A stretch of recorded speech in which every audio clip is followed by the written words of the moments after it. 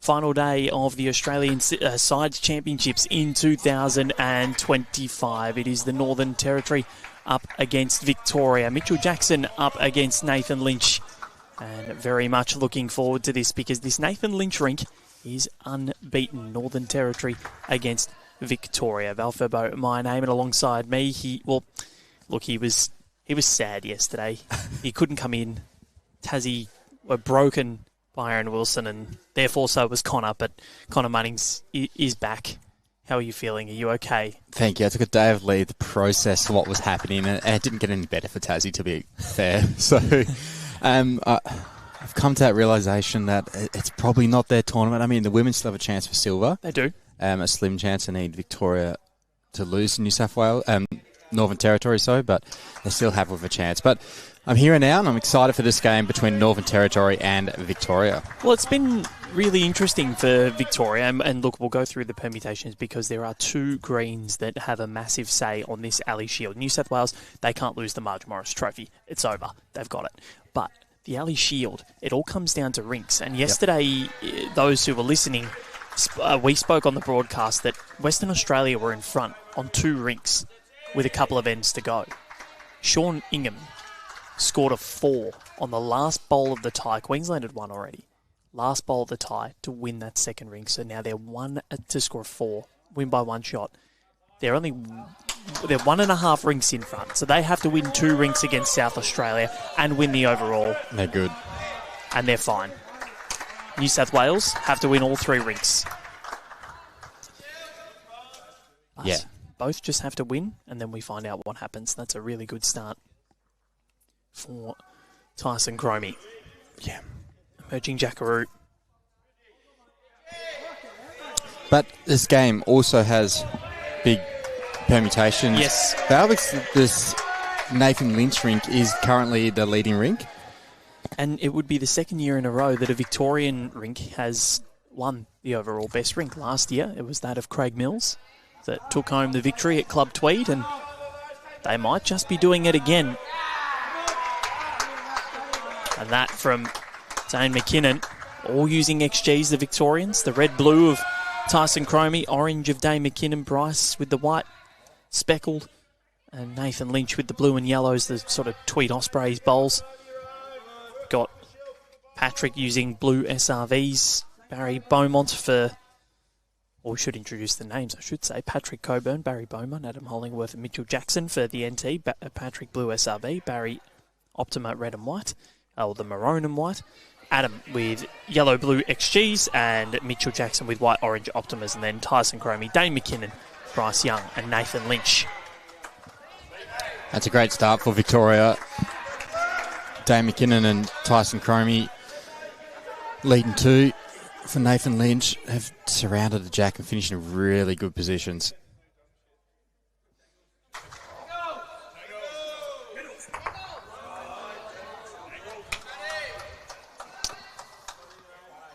We've also got the National Games record holder and a rink over, Matthew Flapper. He'll be up to 4.46, wouldn't it? Yep. Been a stalwart of this Victorian lineup. Loves his bowls. Does so much for the game. It's a great bowl there from Adam Hollingworth. 4 down. Managed to draw second.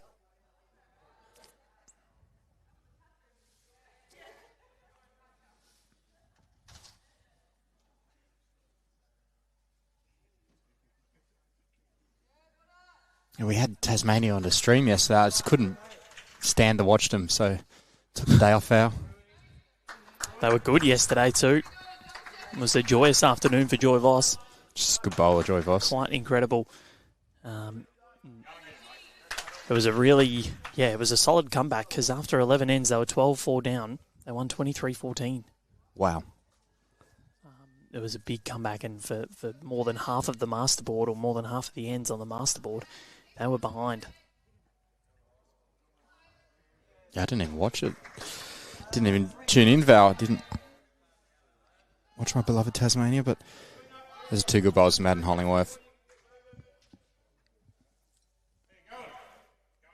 What we did watch yesterday, and Now, you may hear us talk about the heads and refer to them as a Travis. And I think it would be appropriate. Well, this Bryce Young, that Not is bad. impressive, and you can hear just how happy the Victorians are with their work.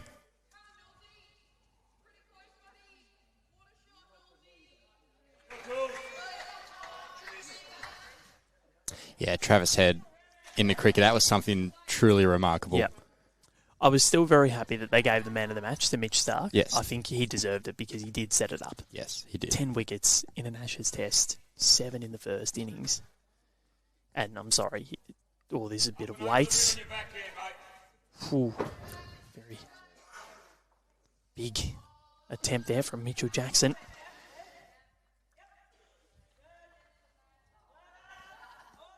Dare say he may just be going again. I was talking to Barry Beaumont about this NT team and how they're just injecting a little bit of youth into the side, and they are doing quite well in terms of they've still got the quality of someone like a Tristan Small-Lacombe who has won the Australian Champion of Champions, but you got Daniel Baker.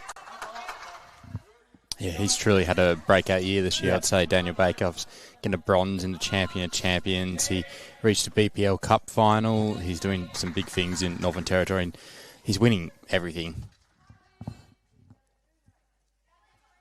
Big weight again. And still Tyson Chromy's bowl, Bryce Young's bowl remains. So they're holding one at the moment, Victoria. Ken Fogg, our paddler today.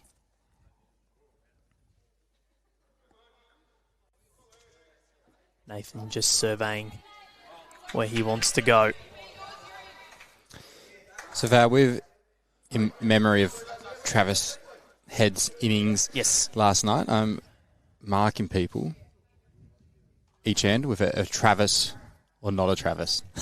I like that. So this is all my judgment. If I think it's a good bowl. If it doesn't need to be on the jack. If it's in a good position, it's Travis. And more flair gets more Travises. He played with a lot of flair. There was a lot of flair. No, it was something quite unbelievable. Had to rush home. I was out and about, and I was like, oh no, Australia in. I didn't expect that. I thought we'd be watching it this afternoon. Yeah, well, now we can have a little roll-up after the day's play. So 1 to Victoria to start proceedings here. That's 1 of 21 ends. So the Vics, well, we know that they can't win the Ali Shield. It's down to two states. And so that will come down to... So the permutations again. Let's go through them because we know that New South Wales, they're going to win Marge. She's jumping over from Coolangatta to Tweed Heads. But is the Ali Shield doing the reverse? Are we doing a dodgy deal on the border? And what paper bags handing over and all that sort of stuff, like in the movies. And what does that mean for the overall? Well, that's something that we have to do the calculations of because there is the overall state as well. So Queensland 5-1, 12.5 rink points. New South Wales 5-1, 11 rink points. So a lot of their early scares have hindered them now. So they lost their 23 match winning streak was over yesterday. Big win over the NT in the morning. In the afternoon. So it's put him within 1.5 ring points. Sean Eagham's bowl might just have saved the Ali Shield for Queensland. Nugget. A 4 on the last end to win the rink and now just give them a little bit of breathing space. So they still have to beat South Australia. That's no doubt about it because New South Wales are playing ACT. Was it a golden nugget, his bowl? It was genuinely a golden nugget. Yeah.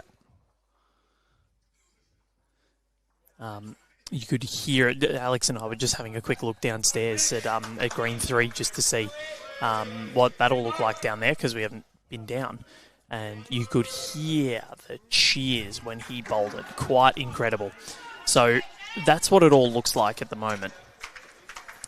New South Wales just have to win and win all 3 rinks. Then, unfortunately for them, it's out of their hands. It's Queensland and South Australia. So you would actually back South Australia to make this a really close count. Yep. Because Scotty T, Wayne Rudiger, and Nathan Black, all the 3 skips. Yeah, they got some star players. One of them plays out of their skin, and the Ali Shield comes down to the last bowl.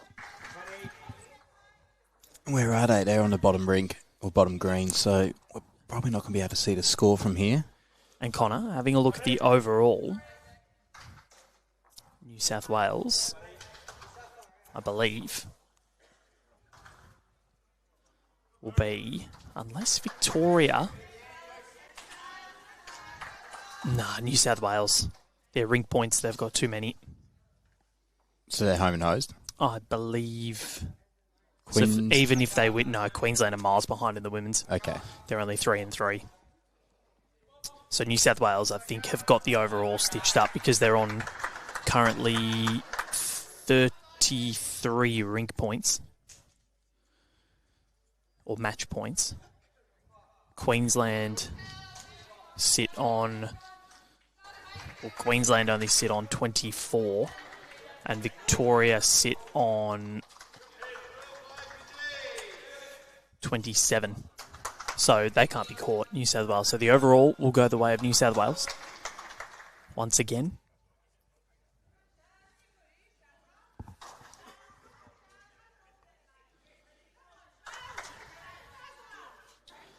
So we know that.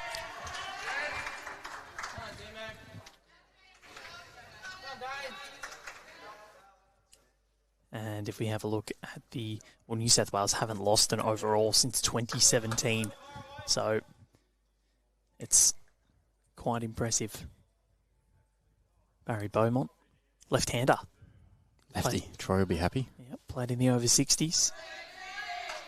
Plying his trade in the opens as well. Needs it to run. He's on a good track. He's just not going to get there. So Dave McKinnon still holding one. Known affectionately as D-Mac, playing out of the Altona Bowling Club. Out there on Civic Parade, backing onto good old Cherry Lake. I like the Altona uniform. It's still got that old school white in it, and it's very simple.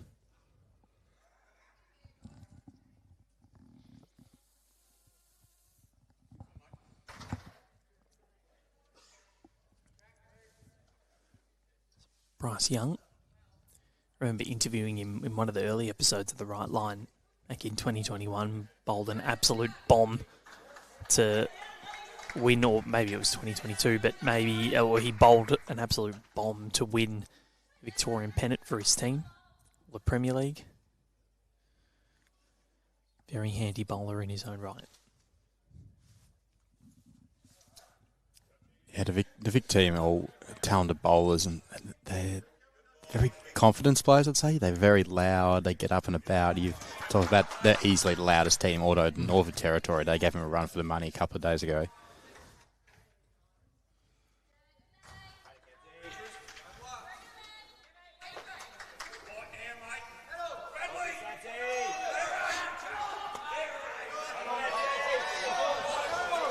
It's making its way down.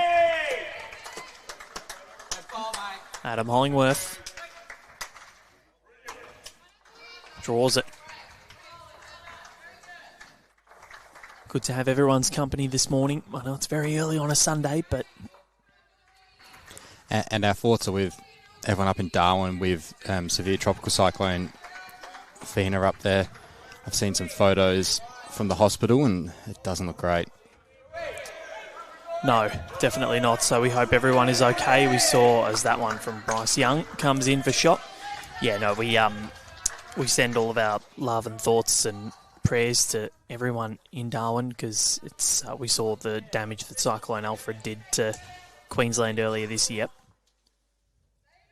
And we hope that everyone is okay and keeping safe up there, and that the damage is at a minimum.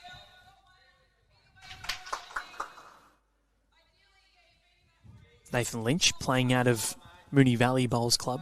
He's about to make his way down. This one from Adam Hollingworth. Well, he's looking pretty good. Nice one behind. So here is Nathan Lynch. Moonee Valley is situated just off Brunswick Road in Melbourne's northwest. Sort of sandwiched in between the freeway and a nice little pocket. Back of Ascot Vale, Moonee Ponds, Brunswick West. It's on my walking track. Okay. I'd like one day to visit all these metro clubs in Victoria. I haven't had a chance. I've been to Clayton. That's pretty much take you it. a few days. Clayton's a lot. Yeah, Clayton's the only one I've really been to. Dandenong as well. Oh, Dandenong, yep. There are plenty. Because you go through some little side streets and all of a sudden you look and you go, oh, it's a bowls club. Yeah, and Keilor I've been to. You been to Keilor? Yeah, I've been to Keilor. Yeah. Oh, that's right. I think we were talking about this, yeah.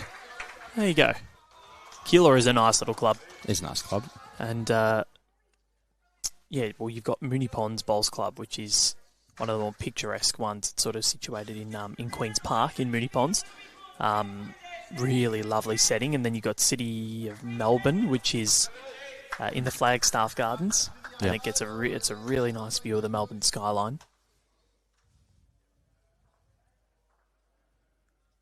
Murrumbeena Park as well is quite nice. You sort of turn into a side street and there you go.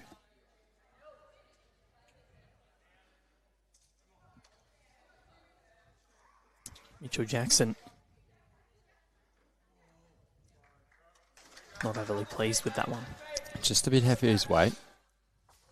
It's easy. It's easy for him to correct with his second taking weight off and adding weight on, so he'll be okay with that. Nathan Lynch.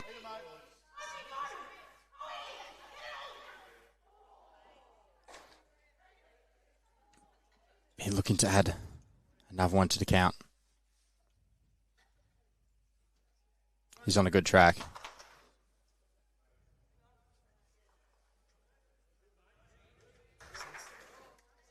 Sandy.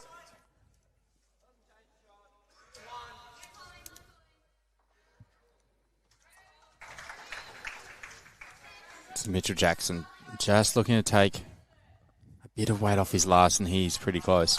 Doesn't mind it, does he? He's on a good line. Does not mind this at all. Just crashes.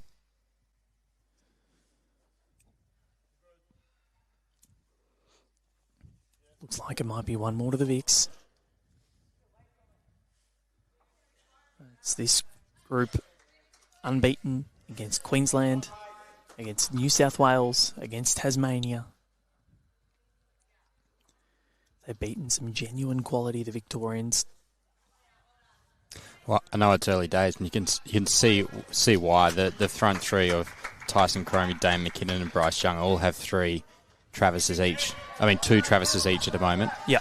They're bowling very, very well and really set up the head for Nathan Lynch. I was like, what are we doing? What's a Travis? And then I realised what we were doing. That's a travesty. But I think it's, very impressive what they're doing. And I think the advantage of having Tyson Chromy as your lead, that is one of the biggest luxuries that you could possibly have. So, 3 shots to 0 after 2. Yeah, I've never seen him play. I've seen Kobe. He's ridiculously good. And watched him at Club Tweed last year. He was amazing. But the National Development Series, he's won the singles event twice. He's been part of a winning team a couple of times. Such an accomplished singles player. Came home with a silver medal at the Burnside under 26 singles. Right at home, emerging Jackaroo. He's an emerging Jackaroo for a reason. He's been tutored, he's got Matt Flapper at his doorstep at Ocean Grove. It's very, very impressive what he's putting together, and that whole family. You've got Matty Flapper tutoring Tyson, and then Anthony Flapper at Essendon tutoring Kobe. Yeah, I saw Kobe at the indoors this year, and he was superb. Knocked off Gary Kelly, did he not?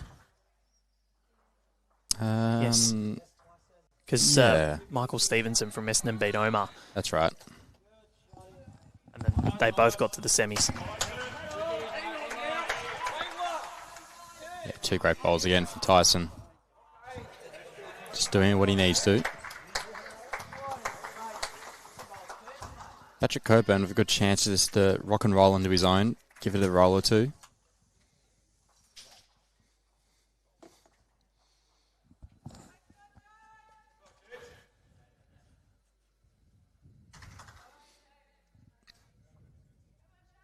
Just cutting under.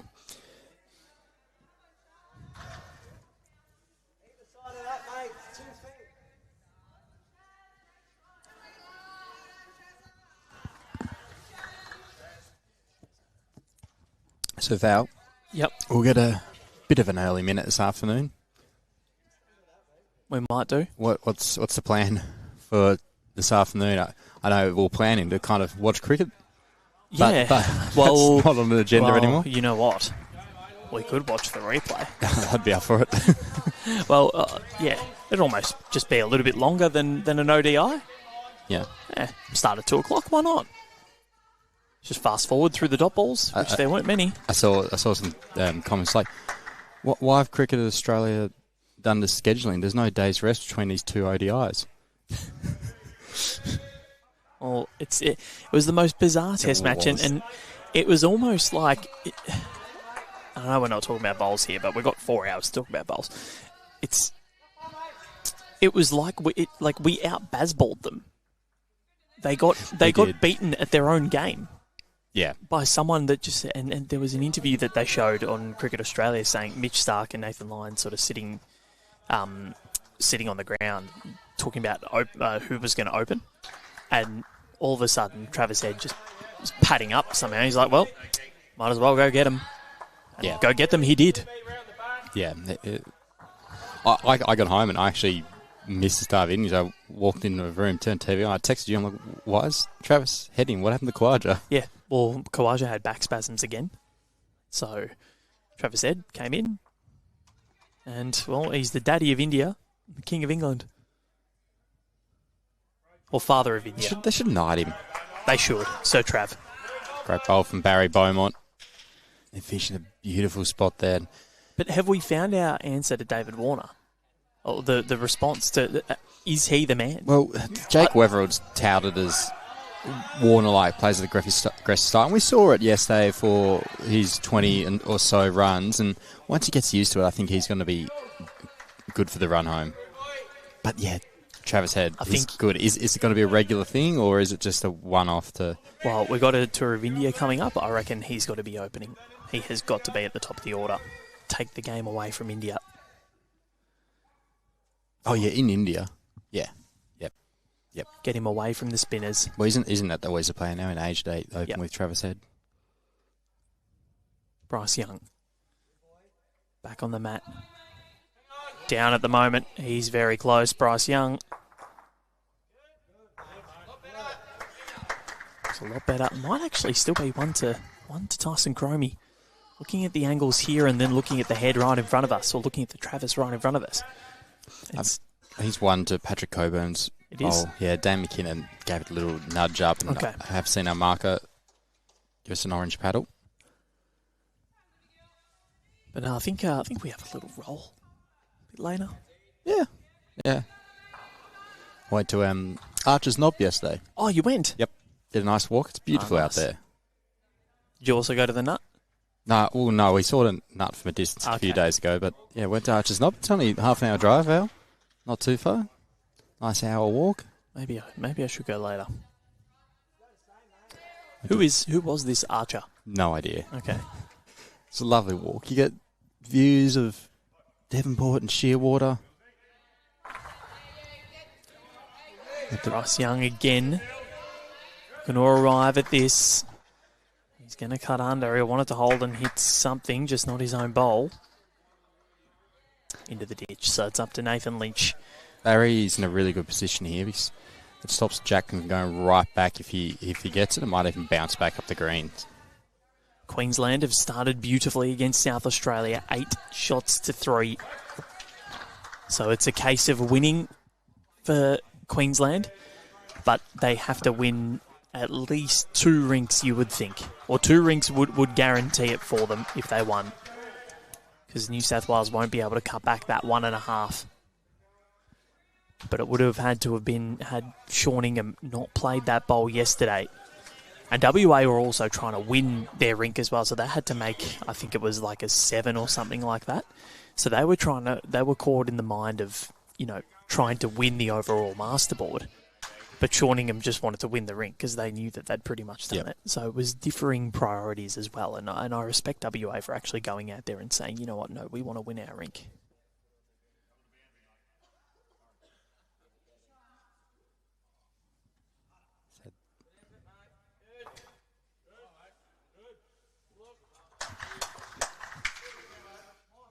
So Nathan Lynch, it's not as bad as you think, that bowl. He's kind of moved Barry Beaumont's bowl. So now if he does get the jack back, it's not going to collide with that purpley one. So it will go right back. And Victoria do have the backers too. Yep. So a few options for Nathan Lynch. Well, that is going That's to... swooped. Swooped hard. So he's using Optimus, Mitchell Jackson. So options here, as you mentioned. Sit the bowl, trail to jack. Really quick instruction from Bryce Young, knowing what the shot was. Nathan Lynch. Well, he's close to something. He's close to something. And he has gone through the gap.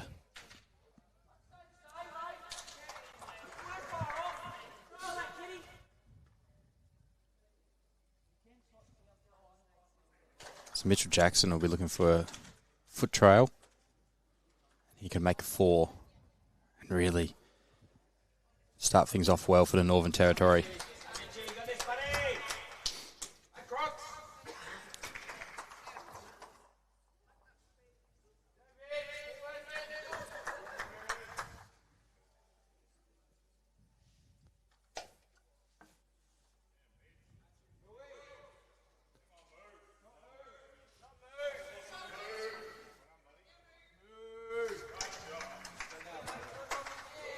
Someone called moo. Everyone started mooing like a cow. I thought it was a cow on the green. Yeah. Wonder if it's Ellen Fife's cows.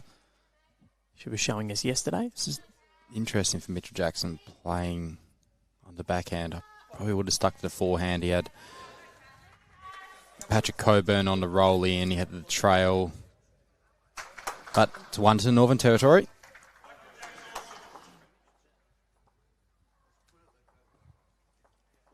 So 1 to 3. That's after 3 ends. So far, it's looking good for the Queenslanders. The Maroons, 8-3 in front, New South Wales. 17-2 in front of the ACT. So it looks as though they are going to get the victory.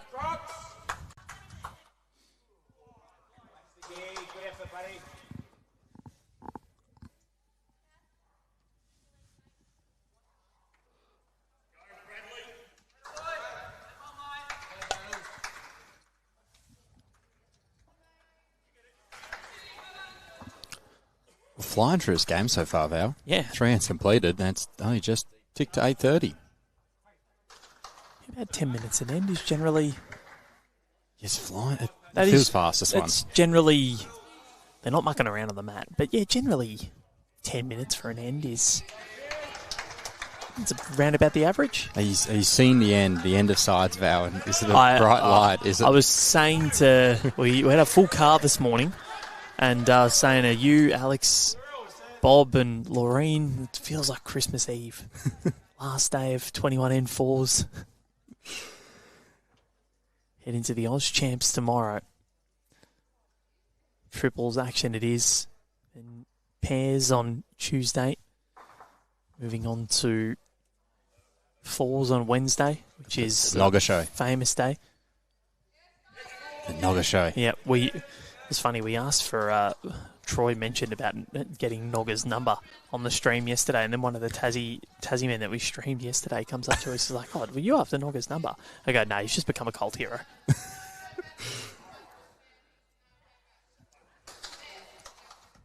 He's like the Travis Head of bowls at the moment, Nogga.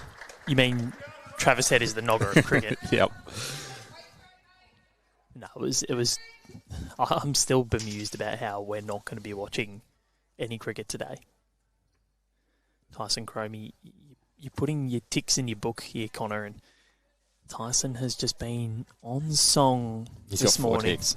Yep. Nobody else has even got 3. So he's got 4 Travises. Yep. This is the quality, and he's such a good singles player, Tyson Chromy. Yeah.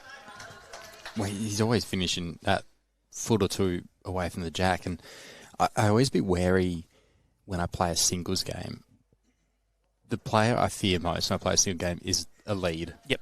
Because they're used to drawing to bare jacks, and I'm like, oh no. Like, 100%. And that's the thing. If I'm a good singles player, I wouldn't mind being a lead. Yeah. Because generally you're just playing a game of singles. Just a 2-bowl singles. Just trying to outdraw your opponent. Yep.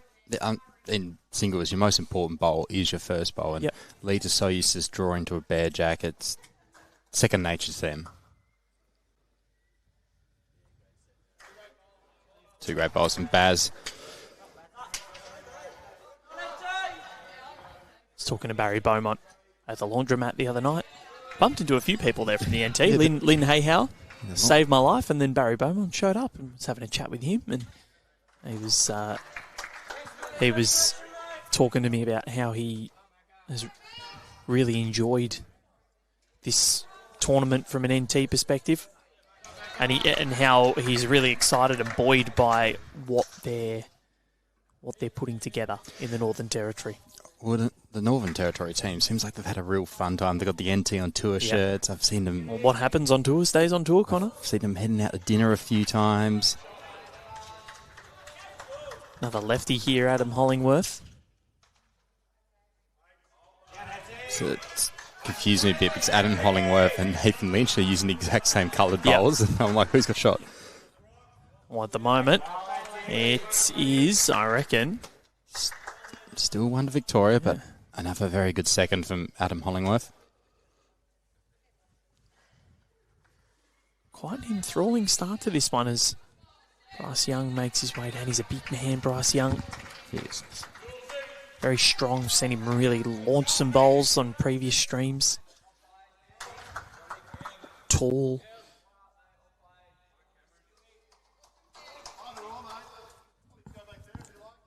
So you're saying there's a chance for some dead ends if he's a big hitter? Connor, what? I just said it was Christmas Eve. It's supposed to be joyous. Don't bring me down like that. Bryce Young, well, nothing dead about that. That's bringing people to life. That's a beauty.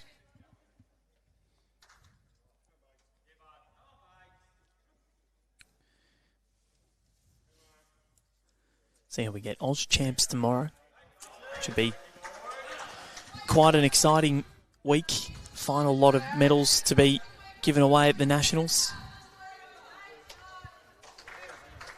Some big names coming up too, Connor. Nathan Black. Going to be fantastic in the triples. Colleen Orr, she's just playing everything. Got Christina Van Nierop in a couple of events as well. Ben Leggett as well for WA. Caitlin Inch. Yeah, I was talking to Chrissy this morning while waiting for coffees, and she's like, oh, you'll be excited. You're done, I'd say. I'm like, sides is done. She's like, what do you mean? I'm like, Oz champs. She's like, oh, yeah, I'm still here for that. I just completely forgot.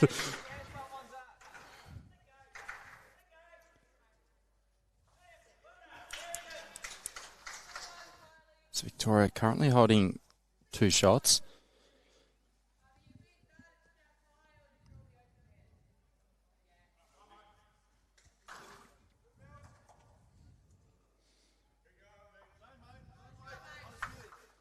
How's this Mitchell Jackson rink done in this competition, Dale?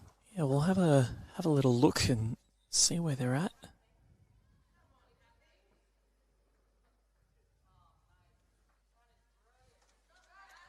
Yeah, hasn't been an event that they'll remember. Just leave it at that. Yeah. So there's a couple of rinks that haven't had the best competition. Mitchell Jackson will remember that bowl though. Yes. Yeah, they haven't had a win yet, but there is a chance that they don't finish dead bottom, because there's a Western Australian rink that is struggling equally as bad.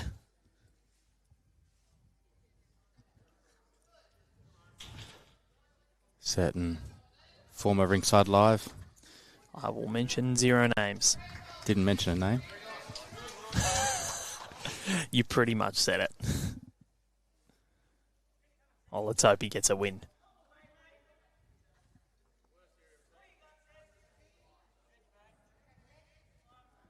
Nathan Lynch. So this one, all they have to do here, the Nathan Lynch rink is win, because no other rink is undefeated. Aaron Wilson lost yesterday to Aaron Sheriff. But if they do lose, it gives if Aaron Wilson. If they lose, Disco will win. Yeah, Aaron Wilson Disco has to win. Yeah, but they're miles ahead. Yeah. Well, they have to win by all they have to do is win, and they're up. Does it go down to shot difference though? Well, if they lose by 1, and then Disco needs to win by Disco 2. wins by 2 or 1, yeah. or 1, yeah.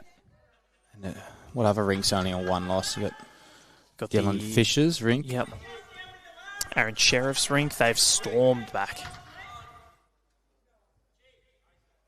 Brad Lawson, Aaron Houston, Sean Baker, Aaron Sheriff.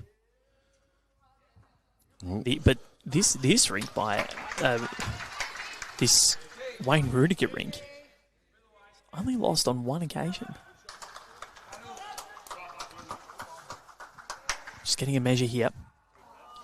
So yeah, that Wayne Rudiger, that'll be really interesting to see what happens there with this Queensland game, because still 8 shots to 3. Well, that's 12 minutes ago. So 1 to Victoria, 4 shots to 1. That's after 4 ends.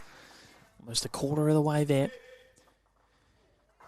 So Marge, we know, is going to New South Wales. And it's 13-7 now to Queensland over South Australia. So let's have a look at the overall scores, because that is what we're looking at. So start with those, and then I'll let you know what's happening between New South Wales and Queensland and ACT. So Sheriff, tick, leading Scott Thorburn 5-1. Sean Ingham, tick, leading Wayne Rudiger 3-2. Kane Nelson, tick, leading Nathan Black 4-2. So that's all 3 rinks at the current moment. We've lost the mat here, the Victorians. So that's exactly what Queensland needs to do. They have to win 2 rinks and win to guarantee that the Ali Shield is going north for the first time since 2022. 23 and 24 went the way of New South Wales.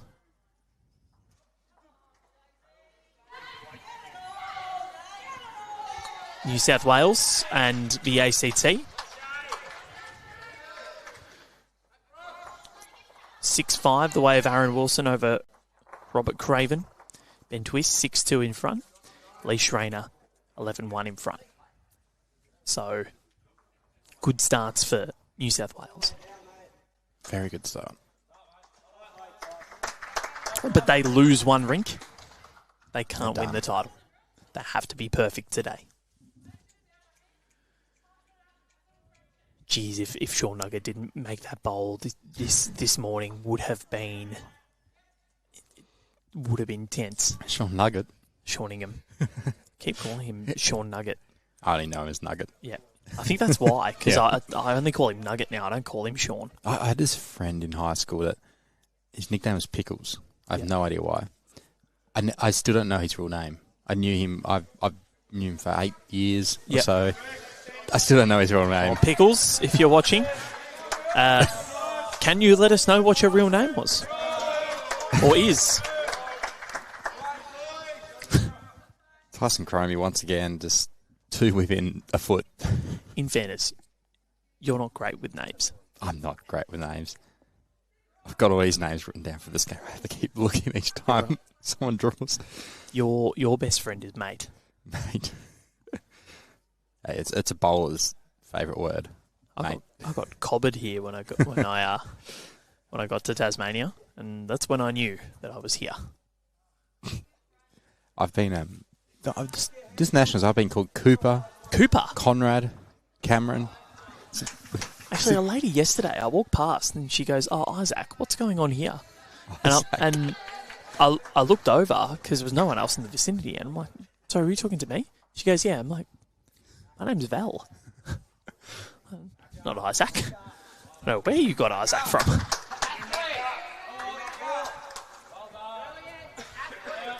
Oh, Dane McKinnon. Yeah, that's quality. That's why he's the coach at Altona.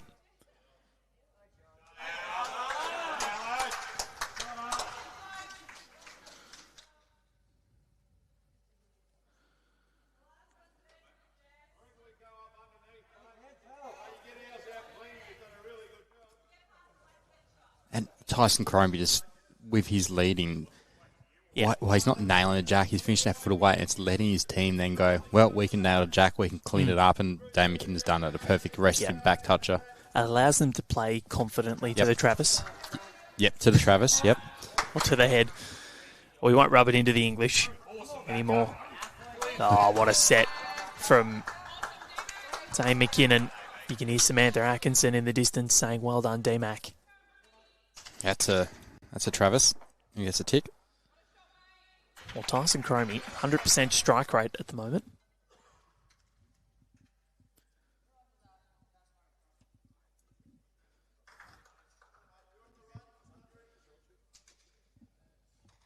I've also got a dash. A dash is good. Not a Travis, so probably a Marnus. Marnus was pretty good, a 50 yesterday. That was exactly what he needed. A supporting role. Yep. So that's what a dash is, a supporting role. And Dane McKinnon's had only the one Marnus and the 4 Travises. So he's been very good as well. So appropriate that Steve Smith was the one to come out and hit the winning runs. Just boost the average a tiny bit. Yeah, I thought there was a period that had Nathan Lyon patted up. So I watched it. I was like, please bring in Gaz. I thought they were going to bring him into open. I thought they probably should have, in fairness. And then, Trav came out. And I'm like, if it's not Nathan Lyon, it's got to be Travis Ed. And apparently Nathan Lyon was part of the equation. Smith thought about it. But I reckon Travis had his pads on very quickly. They should have brought Gaz in when Trav got out. It just would have been cinema.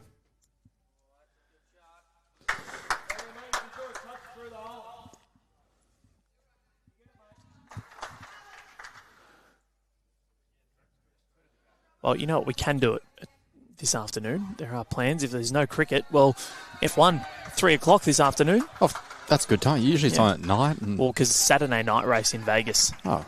And, not a good weekend for Oscar Piastri again, and not a good weekend for Ferrari, which is very upsetting.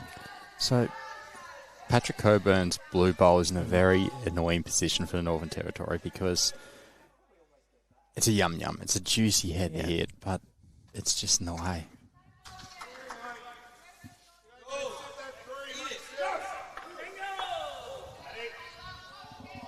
I saw Matty Flapper in the lift yesterday, and he mentioned, I'm like, any chance you guys still win? He's like, a miracle, an absolute miracle to get silver.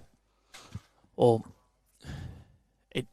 yes, essentially, and look, no disrespect to the ACT, but Victoria relying on a state that has played pretty well. They have played well. Do not get me wrong. They're 1 win, 4 losses, and a draw. For their best return in quite a while. Close losses. Exactly. And talking to Stephen Rootsey the other day, he was saying that, on the indoor rinks or the indoor greens, they don't really play that much on carpet in Canberra. They play on those heavy outdoor surfaces because it does get so cold. So they don't mind playing outside. Yeah. And they had a good win. I think it was over Western Australia or the Northern Territory, they drew with the NT. But a win over Western Australia, that is a decent win. Yeah. And it wasn't just a win, it was a smashing.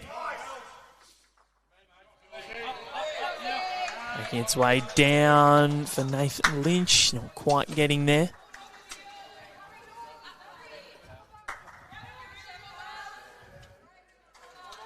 he had good weight. If he missed that bowl, he would have been all over the jack, I reckon. But if Queensland do lose to South Australia, then that opens the door for Victoria to get silver. Yeah. Should they win all 3 rinks? Yeah. So that's probably the more likely result. If Victoria are to get silver, I think you're looking at New South Wales getting gold.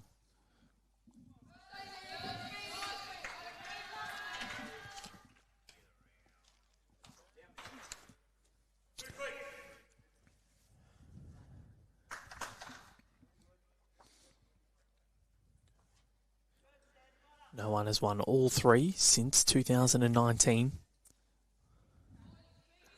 Overall margin, Ali.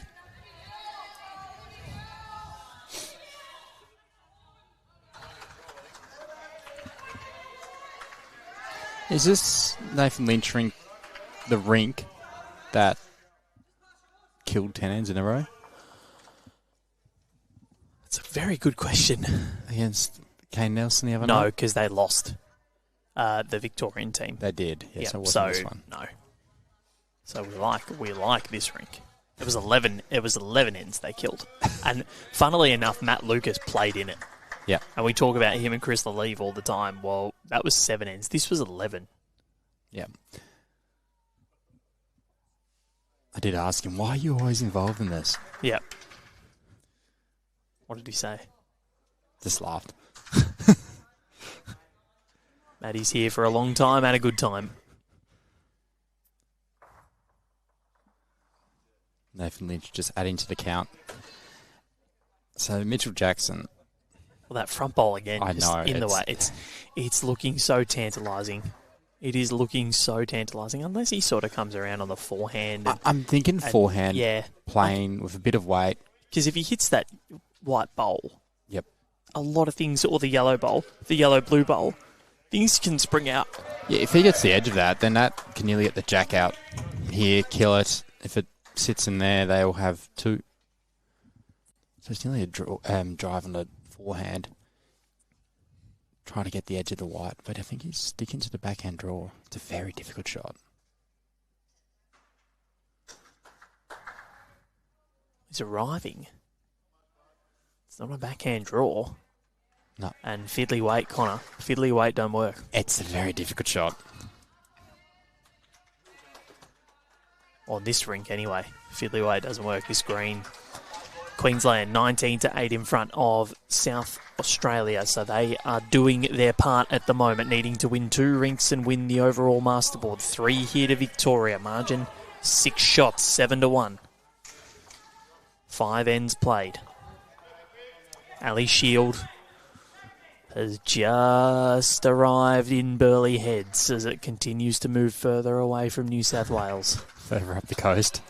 Just once it hits Broadbeach, I think Omar ain't letting it go. And up to Brisbane. Yep. Townsville, Cairns. Yep. And the Cape York Peninsula. Thursday Island. Was that too far? Is Thursday Island part Is of it mainland? Queensland? I don't know. Let's have a look. Geography lessons with Oh, Rinkside well. Live. Why not? It's a long way from where we are, that's for sure. So we just move all the way up. They have a bowls club in Thursday Island. They do? Yep, they do. So, no. Prince of Wales Island is Queensland. Thursday Island is, Queensland. There you go. Yep. What's Moore Island, Torres Strait Island region? That's also part of Queensland. They could do a tour with the trophy. There's also Mabuyag Island, which is also in Queensland. Torres Strait? What's this island here? That's also... Geez, Queensland goes up a long way. Pretty much goes to Bali. No, like it's right up to Papua New Guinea. You might as well be New Guinean. No, there's Boigu Island, which is literally right off Papua New Guinea. You could probably see... What, Moimi Island? But they've got the new NRL team from Papua New Guinea. They could play their games in this island and still be in Australia. Yep. Like, look how close that is. We might as well be near Indonesia. Very close. There you go. And Tyson Chromy once again. Sorry, ladies and gentlemen, we've just been looking at different islands in Queensland, and that's remarkable. That is remarkable. I love geography. I really love geography. They could do a tour like the AFL, AFL Cup. They take the cup around for a tour. They bring obscure islands in Australia. Take up the coast of Queens up the Thursday, and they brought the AFL Cup down to Queenstown in Tasmania because that's where Chris Fagan's from. Yep. Pretty handy from Paddy Coburn. But Tyson Chromy, just the way he's bowling, he's still holding 2 shots.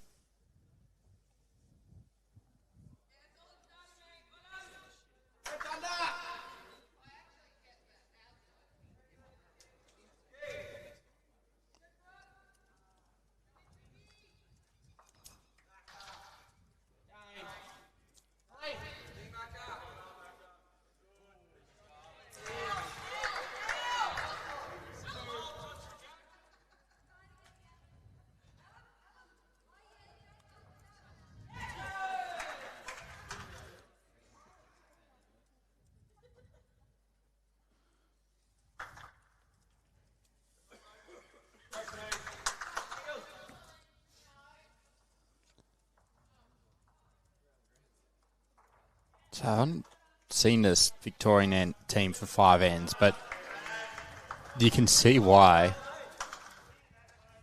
they are the #1 ranked rink. Tyson Chromy and Dane McKinnon have just been absolutely peppering the jack.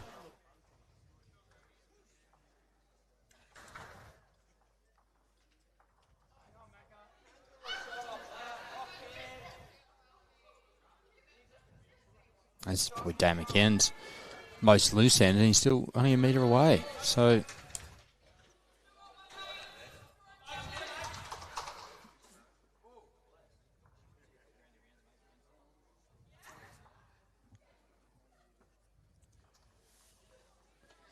Barry Beaumont, he's heading on a good track, just down to his weight. He's come in.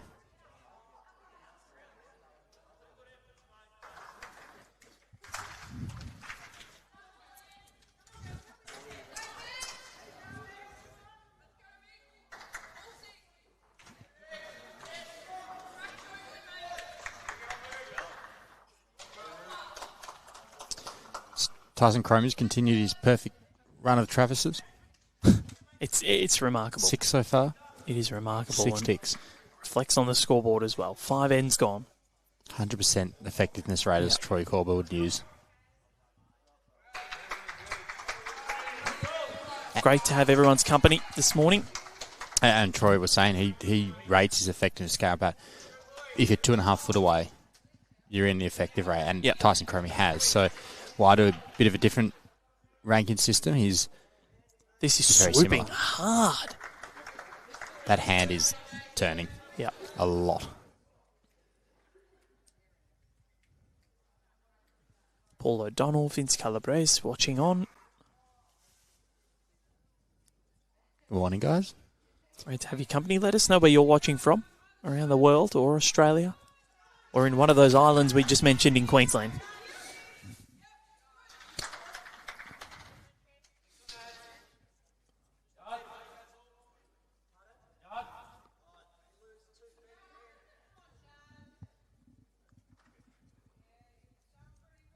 The ditch side looks like it's turning a lot more than the other hand.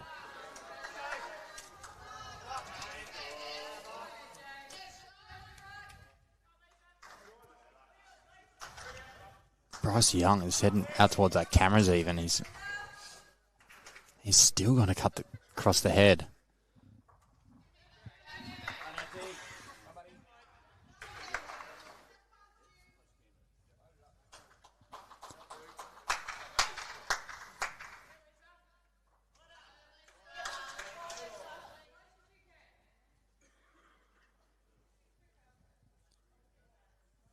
Feel as though Victoria really need to get a bit of a wriggle on. Oh, sorry, NT need to get a bit of a wriggle on. Try and score something soon. Victoria just pulling away. Masterboard showing a 6-shot lead to the Victorians, and that's what the margin is here. So it's pretty even across the other two rinks.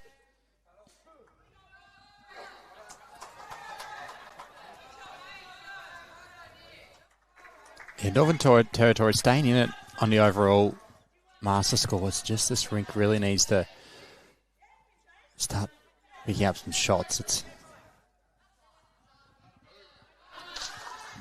a bit hard when you're playing against number one ranked rink that haven't lost a game yet. And Nathan Lynch so far hasn't really needed to do much because his team has been so good. Oh, they've been quite awesome.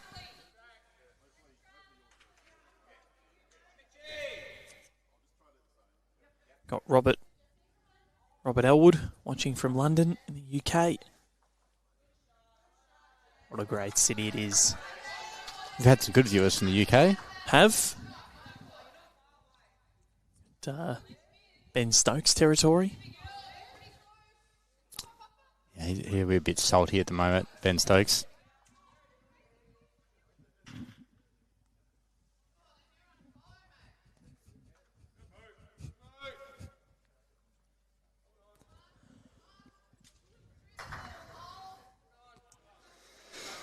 So, Nathan Lynch, can he add to this count? He's not far away. I think he can, Connor. I reckon he can. Well, we know that he can. Got Bob Crosby. Watching Yokine, Western Australia.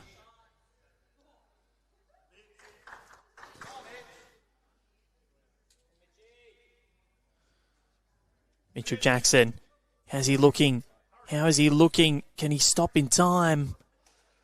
Oh, he probably can to cut a couple out, one or two maybe, but still, Robert saying... still three. Still three, wow. So 10 shots to 1. Robert saying now, no, I actually do. I love London. I genuinely love it. I think it's a fantastic city. It is one of the best in the world. I think that's what he was saying now too. No, I think he's us bagging out England cricket team. Oh, yes, when you said Stokes would be salty. Yeah. I forgot you said that. Well, England, I think around 9 a.m. their time was when Travis Head was absolutely... I know. Imagine waking... you got to wake up. It's happened to me so many times, watching Australia, waking up and watching Australia collapse. Yeah. Unfortunately for that, when Ben Stokes tore us to shreds at Headingley in 2019, I stayed up because I thought, we're 2 wickets away. And Tim Payne, those reviews. And then Joel Wilson not calling Jack Leach out when Nathan Lyon hit him plumb. Yeah. Ugh. But you know what? It's our own fault. I can't be mad at Tim Payne. He's a Tasmanian.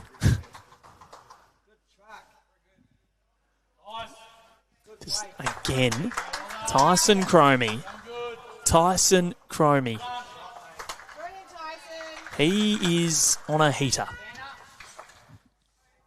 I think this is the best leading we've seen so far, the whole Nationals. Maybe Adele Pursehouse was pretty good. Yep. Feels like forever ago we were watching Adele Pursehouse in action. Champions, but this is the best display of drawing we've seen. When you've had...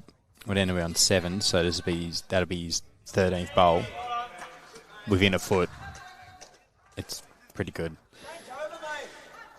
Patrick Coburn, though, has got the shot, so well done to the Northern Territorian. The Croc. But this is what I think I was talking about last year when we streamed Victoria. Tyson Chromy was on fire. He was on absolute fire at Club Tweed. And I reckon he's almost doing it again. Tyson Chromy, you're a ridiculous individual. Well, it's another Travis. Every bowl he has put down has been in the zone. Another tick from Connor's book.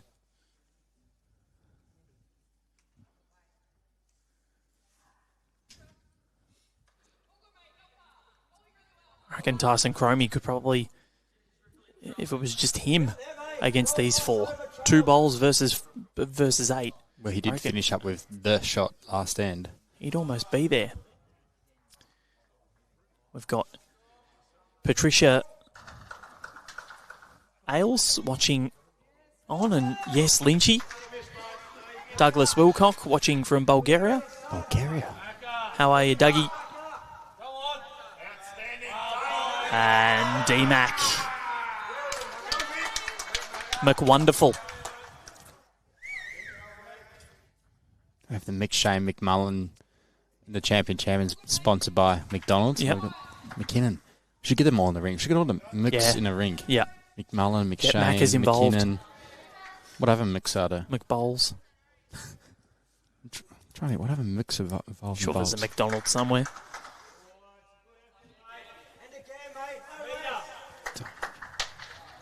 I'm just looking across the rinks now. Harvey McAllister from yep. It's better from the ACT. A bit different, but yeah. Still, it's a Mac. It's not Mook, it's Mac, yeah. That'll do. Oh, he's the 4th in the rink. There we go. We've got the rink. Get him in there, like AO4's Yeah. rink. Let's set it up. Oh, he hasn't done it again. Very close.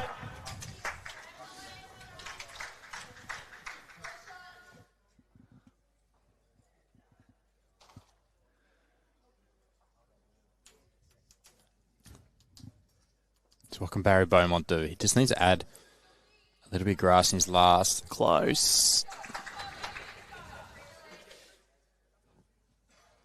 2 to Victoria. 2 and a measure indicated.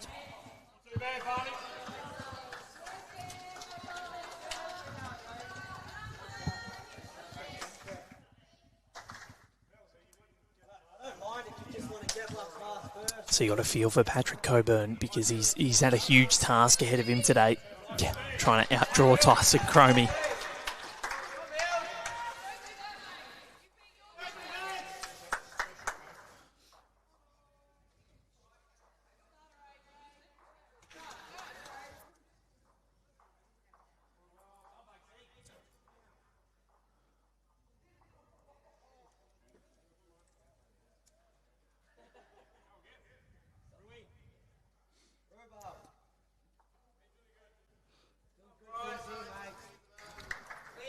Bryce Young.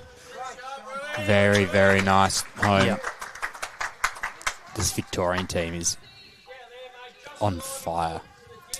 So Patrick and Barry bowling from Darwin, and then we've got Mitchell and Adam both from the Nightcliff Bowling Club.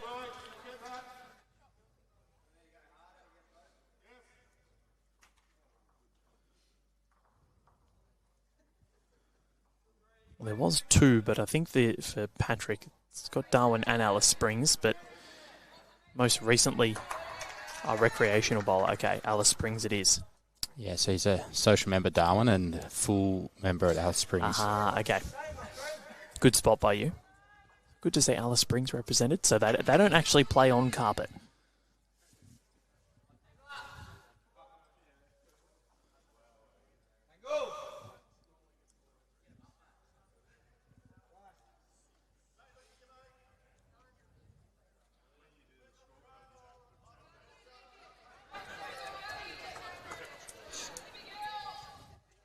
Bryce Young playing his trade out of the Melbourne Bowling Club, which is out in Hawthorn.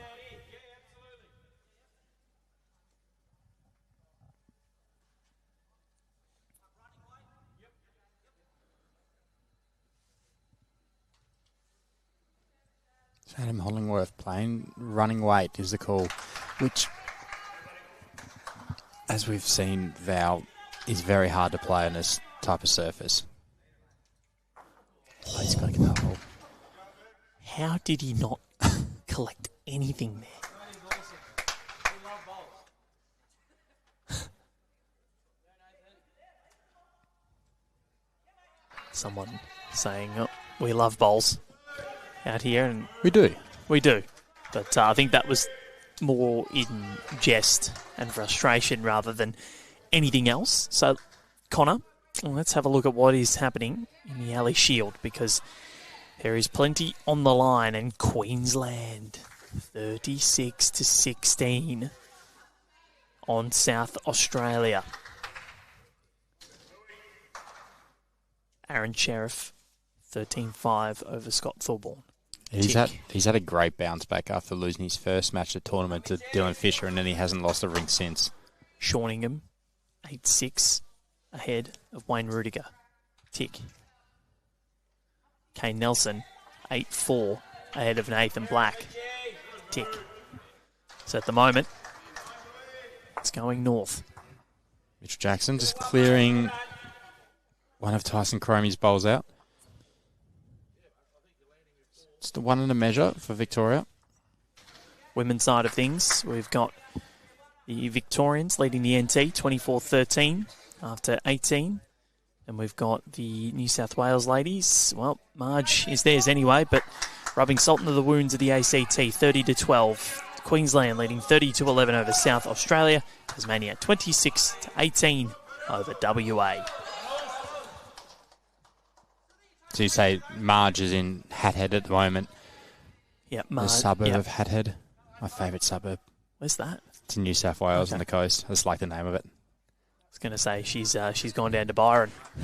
She's past Tweed Heads. Well, no, she's well and truly in Sydney at the moment.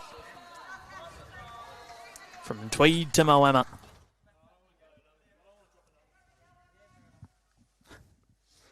Mr. Jackson saying, I don't want to drop another 3, so we just draw.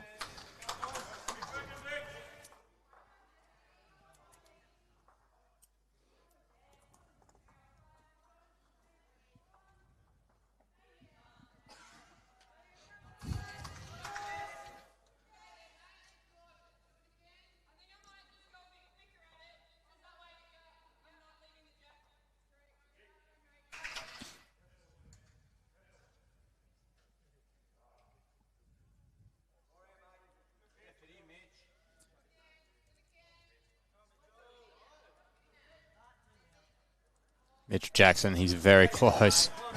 Oh, he's going to hit the hole. Great effort by him.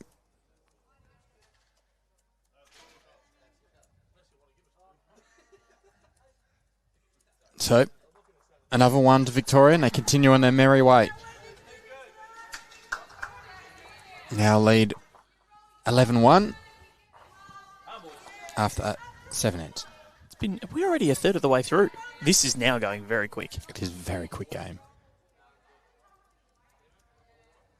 This is the quickest sides game we've had so far.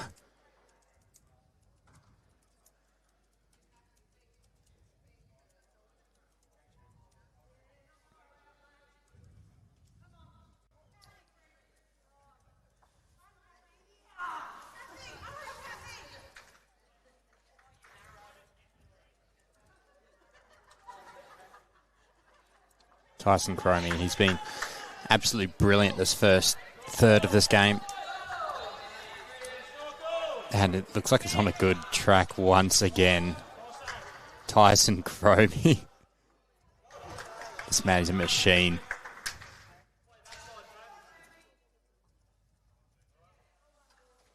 It's unfair.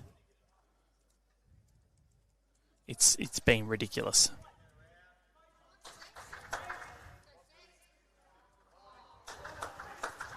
Of course, you can keep up to date with all the live scores on BowlsLink, or the results portal online, or you can go into the BowlsLink app. Wow. What an app it is. I used it last night. First time I've entered a tournament via the BowlsLink app. So easy.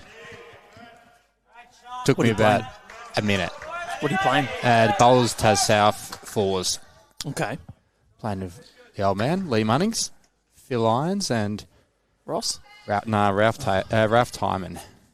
Another bowler down at my club. No, I'm surprised Nogga didn't get a run. I think he's already in a team. Oh, okay, fair. Well, he's the reigning state champion in the 4s. He is. So it's hard to get a game with him.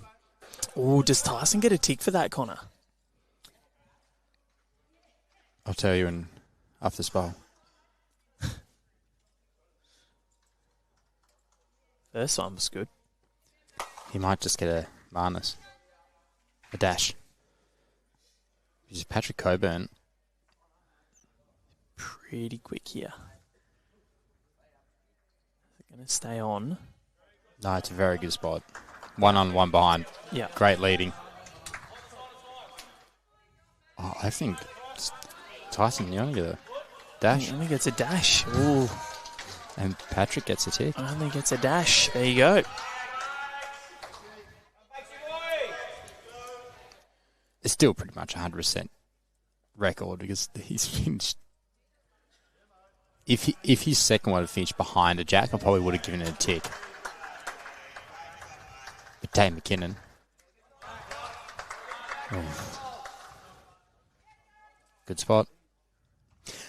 Looking at those top rinks, Val, in the men's, I find it interesting that those, not this rink, not the Nathan Lynch rink, but the Aaron Wilson, Sheriff, Fisher ones, they've all kind of played each other. Sheriff lost to Fisher. Yep. Sheriff beat Wilson. And Fisher lost to Wilson. Yep. And that's their one loss. They've all been to each other. So if they didn't kind of play each other, they might have all been undefeated. Well, yeah, that's true. Yeah.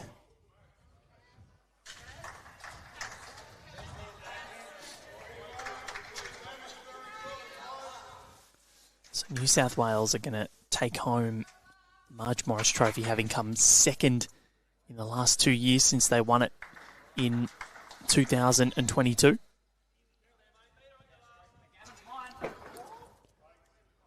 Matty Flapper's only put a hole in the wall in the rink next door. Some serious pace. Who's the top rank in the women's draw, Val? Natasha Van Eldick is currently on top. I'm going to make an assumption that there's 2 New South Wales rinks as 1 and 2. They're the top 3. Top 3. So they've only lost 1 rink. Yeah. That was the Alan Fife rink, dropped once. Yep. Which is just ridiculous. But also Tash plus 99. The Dawn Heyman rink plus 73. And the Alan Fife rink with a loss plus 74. It's unfair. It is unfair. It is unfair. For prosperity sakes, who's the best non-New South Wales rink? Tazzy, the team that we streamed yesterday. And 1 loss. So 5-1, but plus 35. So Joy Voss skipping, Courtney Hobbs skipping, Joy Voss, Lauren Banks, Charlie Harkness, and Courtney Hobbs. Yeah. 5-1, but yeah, everyone else at least just 4 wins. It's the best Queensland rink. Kelsey Cottrell, 4 wins, a draw, and a loss. Big loss to Natasha Van Eldick yesterday. That was brutal.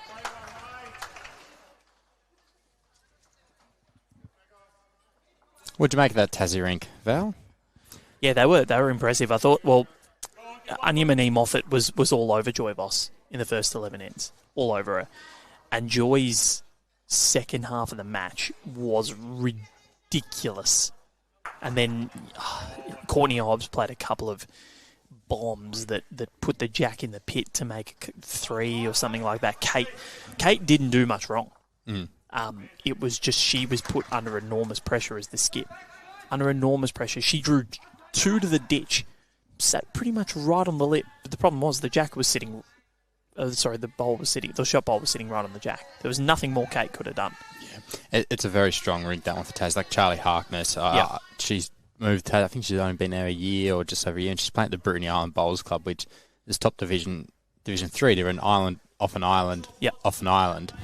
But they won the Good Sport Community Club Award. Yeah, this year. Incredible. Yeah, they're doing great things down there.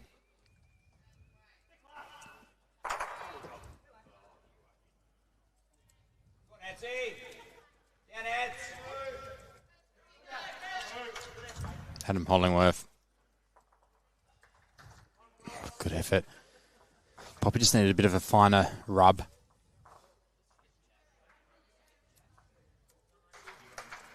But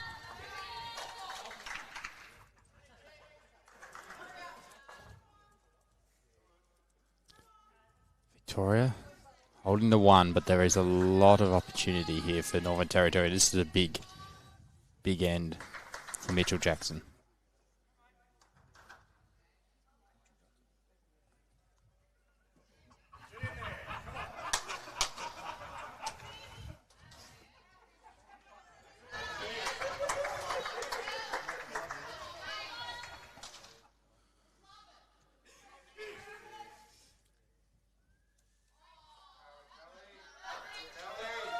Okay, that changes things. I was about to call his shot for him, but that changes a lot. I still think he has to play through the front ones of Adam Hollingworth. Play of weight. And he is.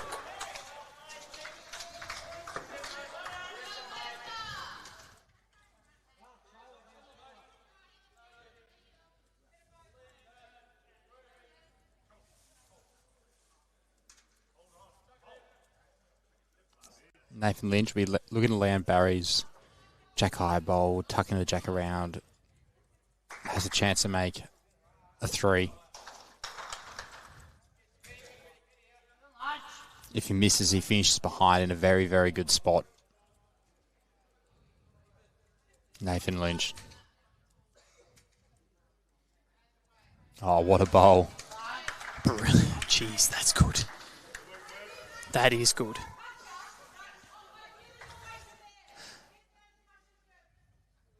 I still think Mitchell Jackson needs to go for this. If he gets the cannon through Adam Hollingworth's bowl, it's nearly coming on, clearing both the Northern Territorians' bowls. Both the Victorian bowls clean. The jack goes back. They got Patrick Coburn's right at the back. Like, it's very hard to draw. I mean, he can dead draw it off Barry's bowl if he so wants, but he's just had a drive.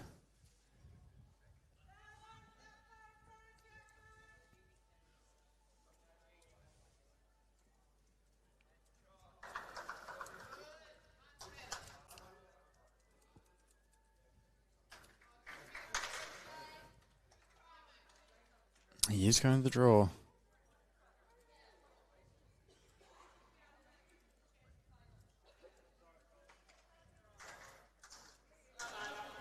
He's cutting under.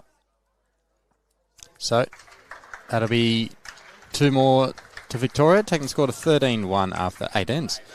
Yeah, it's getting a little precarious here for Northern Territory. 1 end 1 from the first 8. Looking fairly ugly. This is the quality of Victoria, and looking like, at least if they're not going to win the gold medal, they might just get that best rink again as well. Almost a carbon copy of last year. Victoria coming 3rd in the overall. Getting best rink? And getting best rink. Last year it was Craig Mills. This year, looks like it's going to be Nathan Lynch, which is, I think, a really solid result. You know, if you're not going to win the overall, if you're not going to get a medal, at least if you can get best rink, that's something for your state. And Victoria are building a really lovely team next year, come Perth. The women won it in Perth last time out. Tyson Chromy, what's happened? Could it be his first cross? Watch him nail it with his next. Yeah, I know. Watch him absolutely nail it. Be very harsh. Come on, Tyson. Get him up. Don't make jokes when I'm having a quick drink, Connor. Oh, it wasn't a joke. I'm just words of encouragement.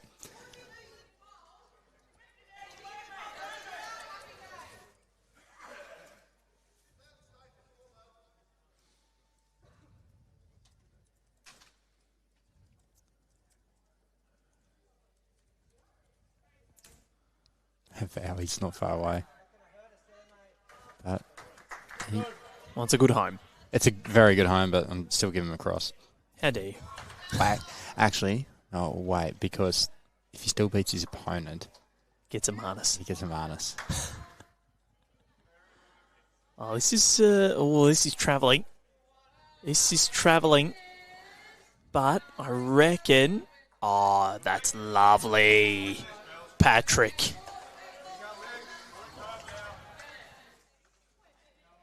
Well, guess what? First cross to Tyson Chromy. Well, it's taken him a third of the match to get one. I think he's been pretty good. He's fading. He got a minus last end and the cross this end, so he's starting to go downhill slide.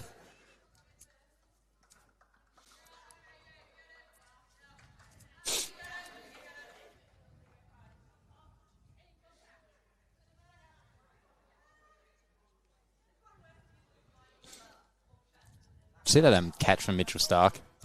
We were on air when it happened yesterday, and Troy and I were absolutely losing our minds. Nah, he had to get man of the match. He set it all up. I know a lot of people saying, Head played one of the best innings ever, and he did. But I tell you what Mitchell Stark did to take 10 wickets in at Ashes with no Cummins, no Hazelwood. Boland's first innings is probably, by his standards, the worst test innings he's ever bowled. And Doggett on debut. Yeah. So you don't expect him to... And Nathan Lyon bowled 5 overs. Stark deserved it. Took 10 in an Ashes match. Incredible. Barry, Beaumont. The double Bs. Give it the double barrel. Yeah, Mitchell Stark is probably one of the best athletes of all time. How he can back up that first innings and go again, less than a day. He's always been one of my favourite bowlers. And he's been in every single test squad that Australia has played since Australia-New Zealand 2011. He may not have played in every test, but in every test series, but he's been in every test squad. That's how durable he has been. He bleeds green and gold, and you see him, he makes smart decisions with his body, like retiring from T20s or one day as he retired from? Both, I reckon. They're still playing one. Maybe one days. Maybe one days, and just how he looks after and has Test cricket as the peak and what he wants to perform the best at. And we saw Mark Wood, Jofra Archer. They were bowling some heat in that first innings against Australia, but their pace dropped dramatically in the second innings. And you just see Mitchell Stark, he's still performing at the high level the whole time, and how much, say, better an athlete he is than those two. Well, he's always been... Look, I know Cummins and Hazelwood are so consistent, but Stark has always been my favourite. Because he's the impact bowler. Yeah, he is. He might go for a lot of runs, but how many times? 25 wickets in the first over of an innings. That's ridiculous. Yep. You can't do that. And this test, he had to become that consistent bowler Cummins and Hazelwood have been, because they weren't there. Oh, Bryce Young. Get out of town. It's in the ditch. It's inbounds.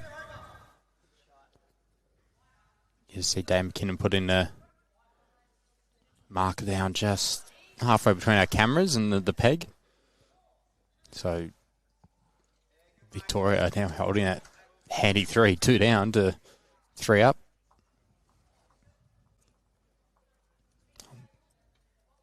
Once again, Tyson Chromy's counts. No, I'm not changing the tick. Put a tick. Put a tick. I'm not changing it. You need to put a tick. You need to stay to your word. Adam Hollingworth. What a bowl. Draws the shot. So this is turning out to be a huge end from both teams. Putting in a real show at the moment.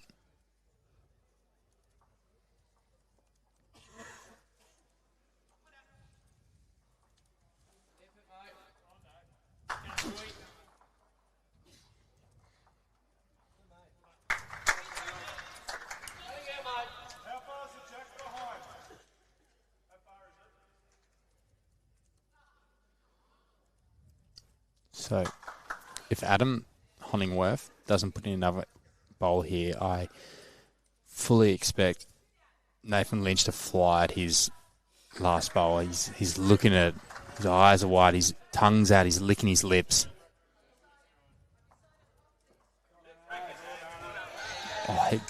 Two great bowls, Matt Hollingworth. And he's just put the gap there between his two bowls, so they're going to be hard to both go, but there is a chance you can come off the wide one of Adams, and if you have enough weight, get the back spin and get both. I think that's what Nathan Lynch will still go for, because if he does get one of his first, then he can go for the second with his second bowl. He's got 3 thirds. Has he got a arriving weight? It's just a draw. Might just be the draw. I'm not... Oh, has he sent this, Connor? It's coming. It is coming. Oh, such good weight. 2 to the NT.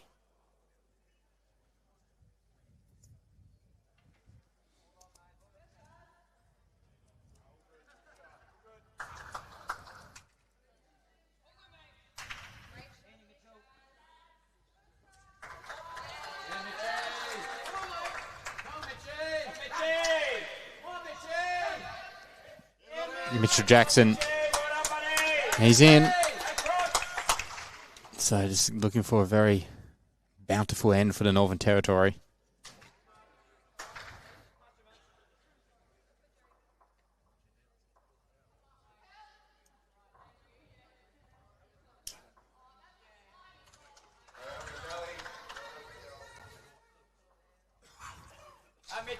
So it's going to be a 3. Can he have Far a end 4th? disaster, but adding 4th. Yeah, he wouldn't want to clear them all out with just the wrong weight. But just needs to do what he did with his last. This is a brilliant end from the Northern Territory. They've drawn 3 to the ditch. Can we get another? It's making its way down. It is making its way down. Just needs to run a couple more feet. Mitchell Jackson. Oh, it's fallen out the wrong way. Just needed to moonwalk its way down. Yeah, I was about to say that. You took the words out of my mouth, Connor. It's like we're telepathic now. Get the final confirmation, but good end from the NT. Well, I'll wait till the paddler's giving his verdict. Well, wider measuring, it's the first and Northern Territory have had 4 ticks, 4 Travises. Yep. They needed it. Ken Fogg has 3 paddles ready to go. Probably leaning towards a 3, but I think that it could change. And no, just the 3, but still a really good end for the Northern Territory. They desperately needed that. 13 shots to 4, played 9. 12 to go.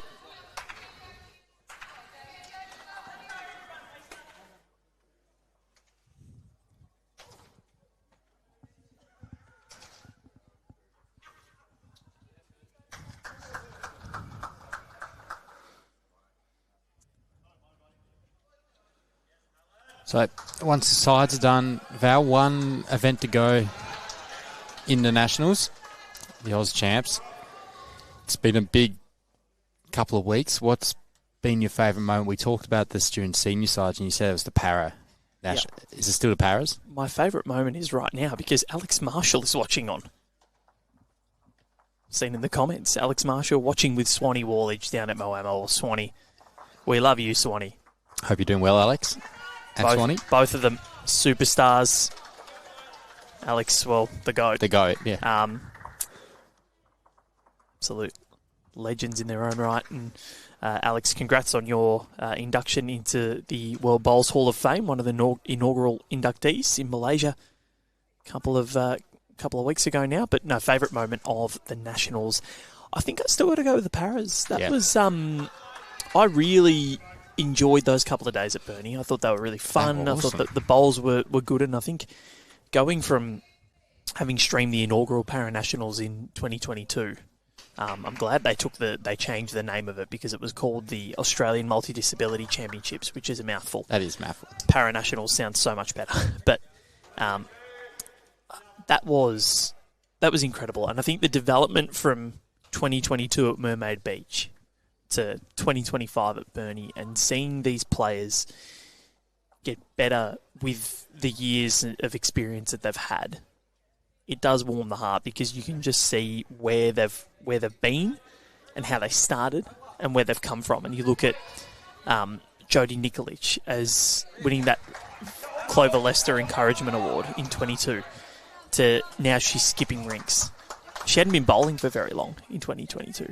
Yeah. But now she's skipping for a state and performing at such a high level and getting WA into medal fighting positions. Yeah, it's quite amazing. And then we saw, and it wasn't just the improvement of the players and the level they performed at, it was such close games. And that ladder, that triples. Oh, that final session was one of the most chaotic final sessions I've ever been a part of. It was absolute cinema. There's that meme, absolute cinema. That's what it was.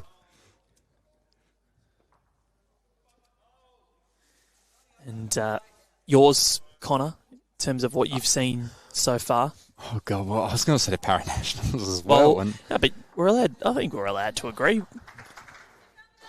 It was really good. I think the champs and juniors were pretty good as well. Like we got a glimpse into the next generation. If you can have the Paranationals, I'll tell you what, I'll give you that. Even though it was mine, but I'll give you a close second. That afternoon we had between Anda Panchawat and Chanel Shakuch into Bailey Randall and Ollie Morrison. Yeah, two great games. Yeah. And sort of, as you mentioned, Fast, sort of stars of the future. It was good. The Champions meet is an interesting one because that had the opportunity to be the best event, and then it was absolute fizzle last game. I don't want to say it was. It was over in 10 ends. It was the most anticlimactic end to a competition that we've seen. But in the end, there was a three-way tie for the amount of wins in the men's side of things. So that was remarkable. Yeah.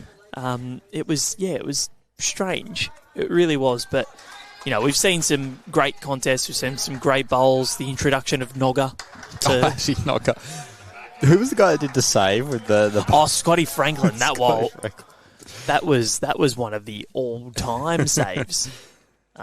I think Australia would have loved to have him in the field. Whose catch is better, Scotty Franklin or Mitch Stark? Well, considering the voters when we did who did it better, Christina or Scotty, most people said Chrissy. Chrissy hit it at pace.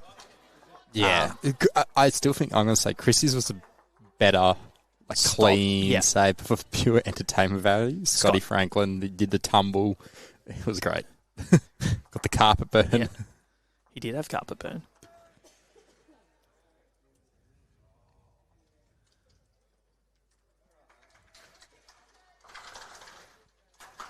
So, Tyson Chromy's got 2 X's in a row.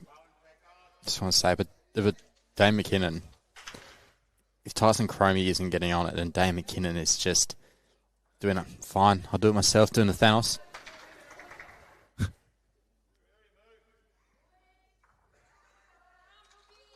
And both of them at the moment, they're going at a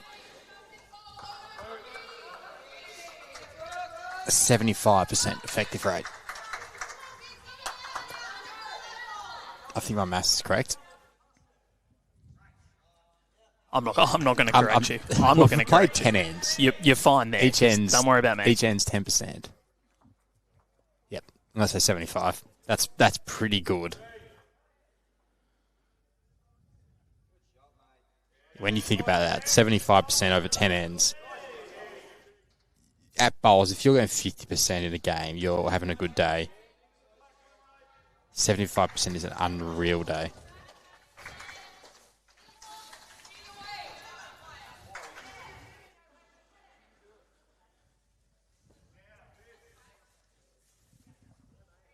So let's have a look at what's happening in the Ali Shield. We've got a comment here saying would have been nice to have a meaningful game. Well, this is actually for a gold medal. Yeah. Best rink on the line.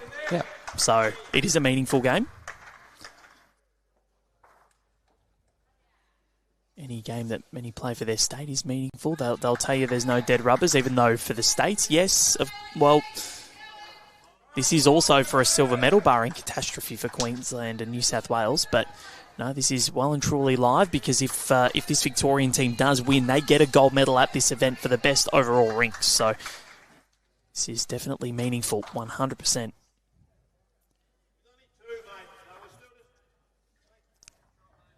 Bryce Young going 55% from his first 10 ends. Handy day. I think I'm a bit more generous than Troy, my percentage. Good effort. Yeah, good shot from Mitchell Jackson to cut it down.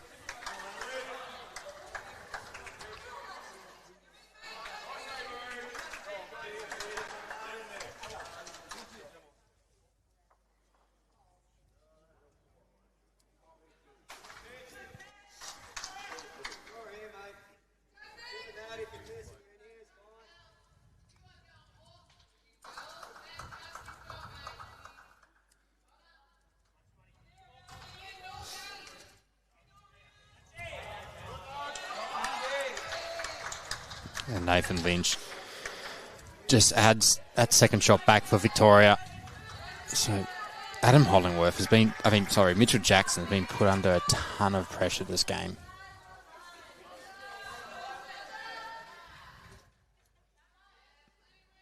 I don't think he's bowled bad at all.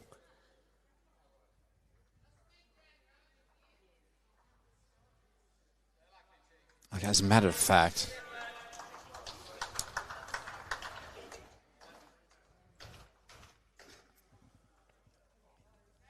he's still going at 40%.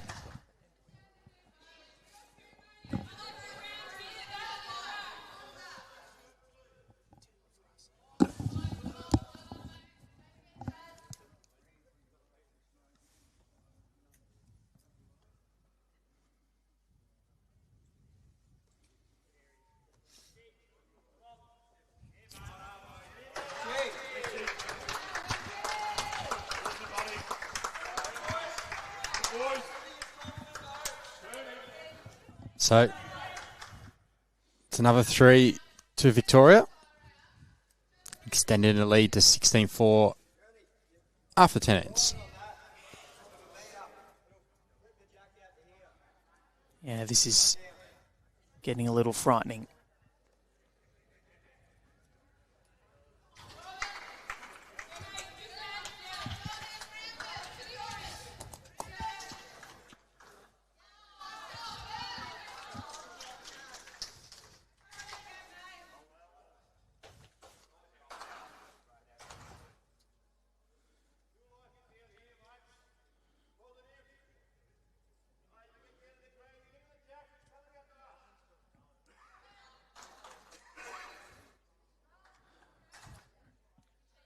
Just a little powwow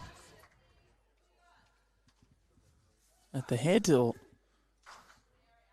sure what's actually happening here for the break in play, but a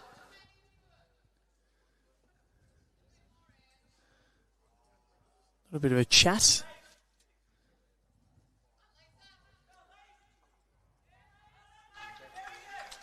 I think Tyson Chromy might have stepped off. He's gone missing. Yeah, that's what we're waiting on. Well, he's gone missing the last 2 ends.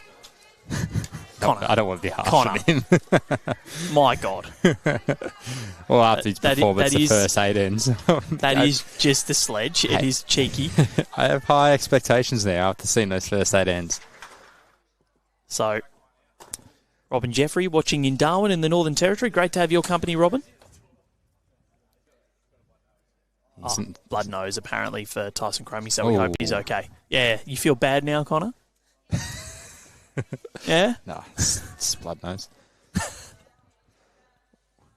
Oh, well, hopefully they're okay. All good. Well, yeah, hope that these two are okay as the players will just convene in the middle of the rink. Well, while this is happening, I think it gives us time to go through what's happening around the greens here at the Devonport Country Club, because we know that Victoria, they're leading in the women's 30 to 23, so the NT playing pretty well. New South Wales women 41 to 19 ahead of the ACT. Queensland leading South Australia 40 to 25, and Tasmania leading Western Australia 41 to 25.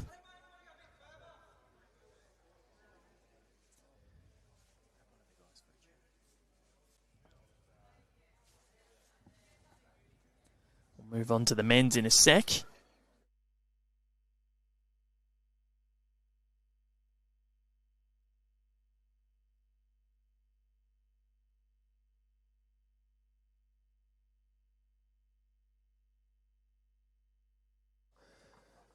So NT and Victoria, we know that's 39-16. The ACT and New South Wales, 43-25. Queensland, 50-30 ahead of South Australia. They are motoring through 39 ends gone already. So we'll be able to tell you if the Ali Shield is going the way of Queensland or New South Wales before we wrap up. We know where Marge is going. She's gone nick-knocking around New South Wales. Tasmania lead WA 38-19.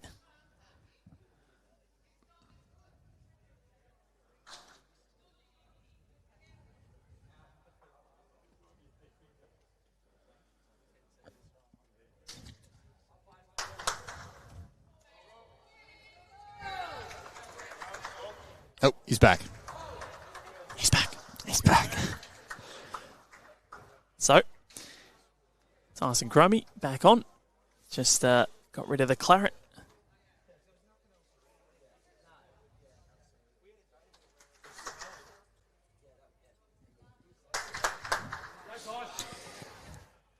It's Tyson Chromy.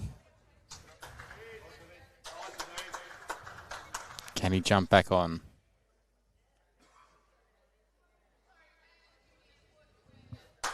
See Nathan Lynch has got a fan watching on.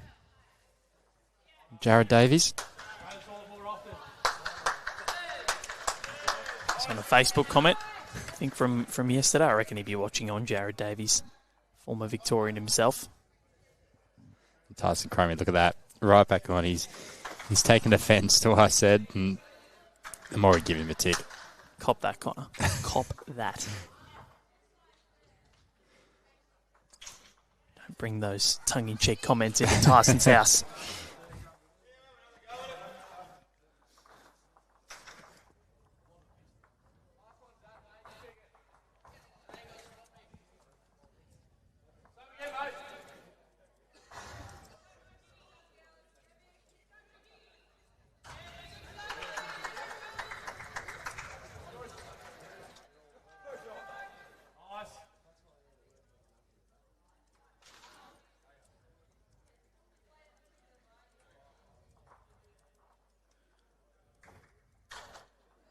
Stays on, he's finishing a handy home, but just falling in a pit for Tyson Chromy.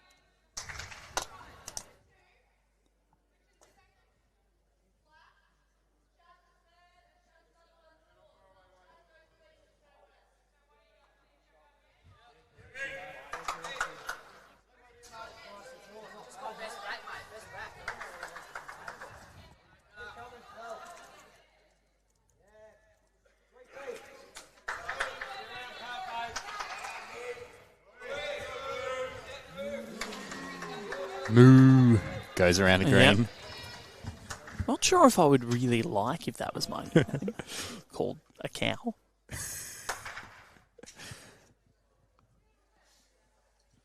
It's not the cow, it's moo. I think, yeah, it is moo, isn't it? Yep. Still don't like if people would moo at me. I'd start to feel a bit self-conscious. Like, oh, okay. Handy ball from Barry Beaumont around the back.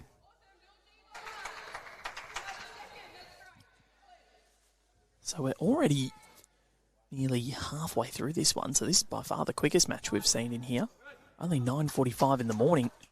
We have Robin Jeffrey watching from Darwin. How's things up there, Robin? Yeah, hopefully everything is okay. Seeing some pictures come through that obviously a little distressing for a lot of people.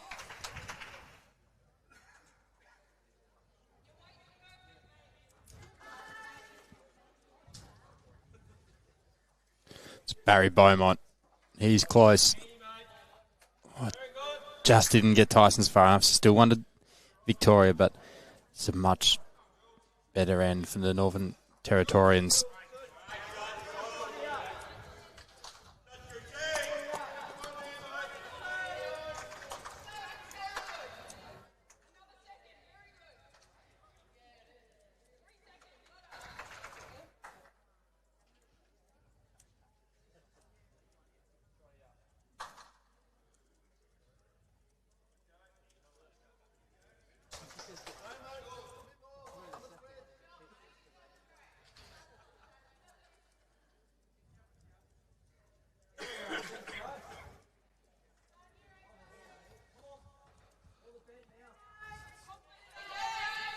Just not bending for Bryce Young. Just held out there.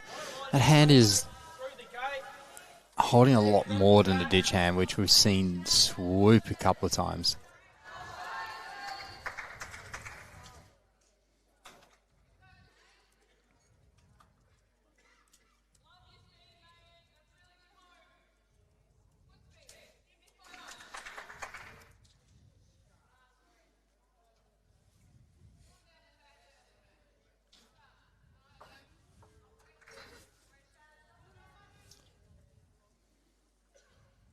Bit of luck there for Adam Hollingworth, but what it does do is opens his head up for Mitchell Jackson to play aggressive. They've got 3 seconds. They've got the backers bowl.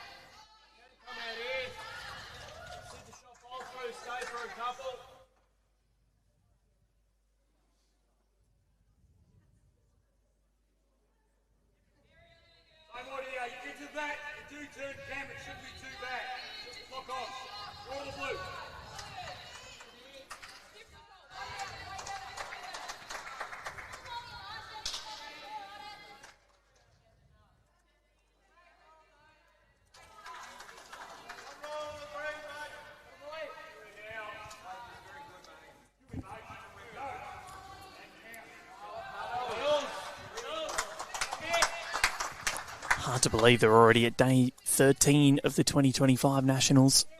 Still going right up until Friday night when the Australian Championships conclude. Triples action tomorrow. And we go into pairs, fours, singles and mixed pairs.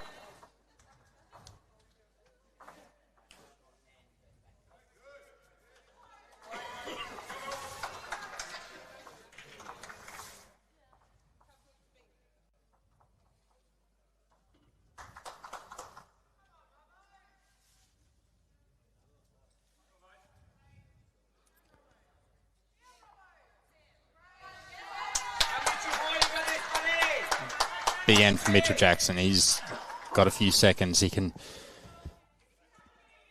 on that swooping hand, he can play to sit Tyson Chromy's over. And judging by the sound, Northern Territory have more Travises or ticks than Victoria. So just at Tyson Chromy ball. And Mitch Jackson, he's not far away. Very close. Not far away at all. Really good effort. Still under Victoria as we hit this halfway point of this contest. Played 10 ends and Victoria have won 8 of them. 39-16, so you'd say that they're on their way to an overall masterboard victory. And this Victorian rink looking like, Connor, they will be home and host for the best overall rink. Playing for a gold medal this morning. And duly obliging Robin Jeffrey in the comments. Pretty wet at the moment in Darwin. A lot of houses without power and heaps of trees down. Well, we hope everything is okay. Stay safe, Robin. And to everyone that's watching in Darwin, our thoughts and prayers are with you. And we hope that it's not too severe, because it is, and I'd imagine it would be quite frightening for a lot of people. Well, I'm not sure what's happening with the Northern Territory team. Would they be able to fly back? Well, no, of course not. But most likely not. It might have to be, a little bit of a stay somewhere else, like in Melbourne or South Australia, until things die down.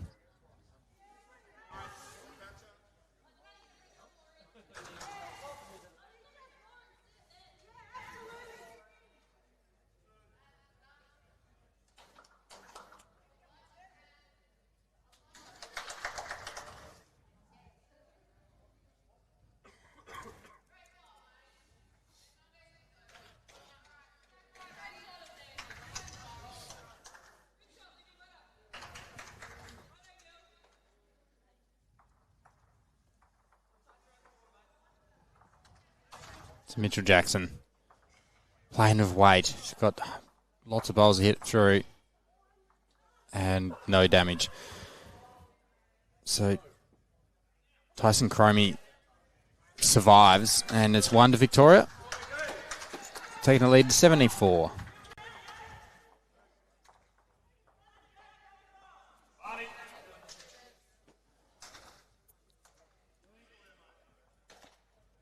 So it's getting quite precarious at this halfway point.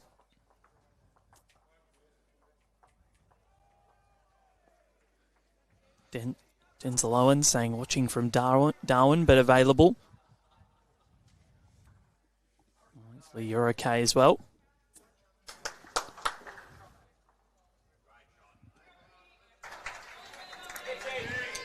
Scary times.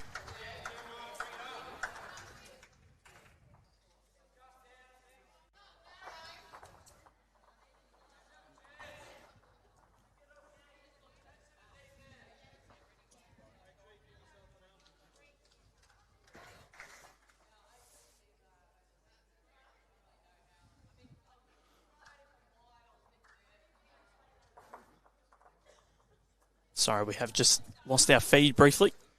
Apologies.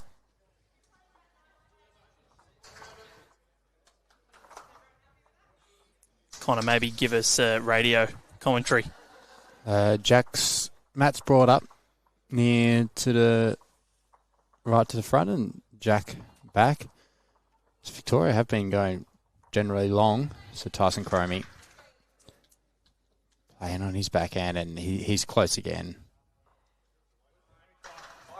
Yeah, pretty much sitting Jack high.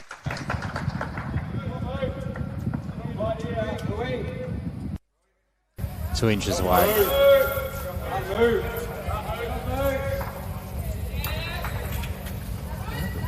don't know. I'll just go sort of, yeah. Just when you see a camera add in, just add it in and then... Patrick Coburn finishing handy, 2 foot behind. That's going to be a good spot because where Tyson Chromy is, there is a chance that the Jack move him backwards to his bowl. So Tyson Chromy trying to just get that bowl behind, and he's not far away again. Yep, and he's in a perfect position, so that's another tick for Tyson.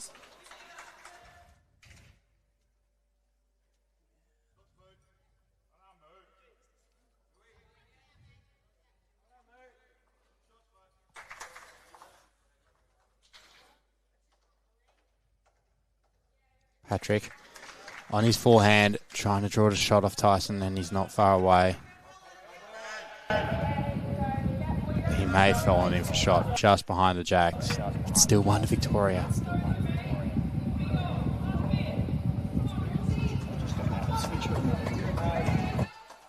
Sorry, our cameras will be back up in a second. Val's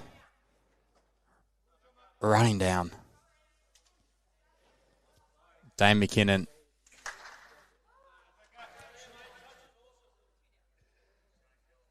Just cutting underneath the head. Finishing about a foot behind on a narrow line.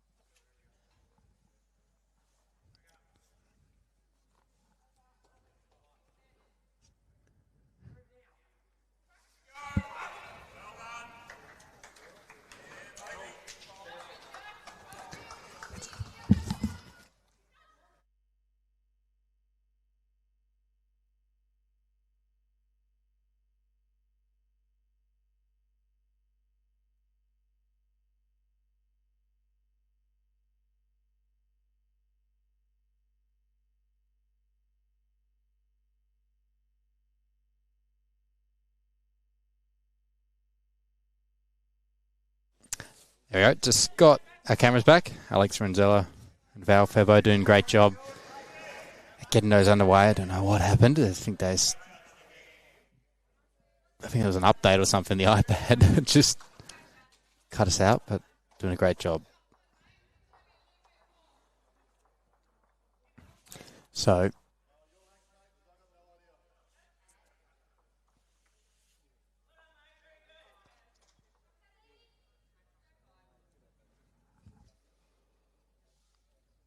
Northern Territory currently holding one shot thanks to Barry Beaumont.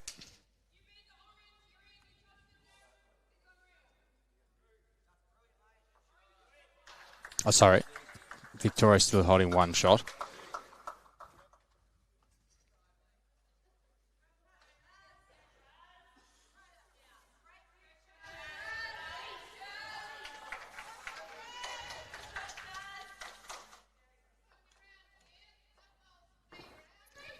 Adam Hollingworth, weight, just misses. Haven't seemed to find weighted shots yet. They've missed a few.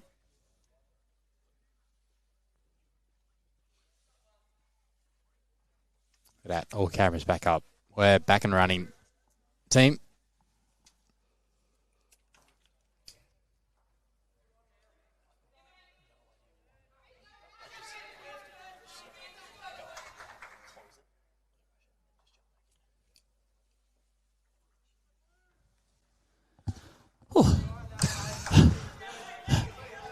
Sprinting around the green there. I don't know if you could see me on the camera there as Tyson Chromy remains.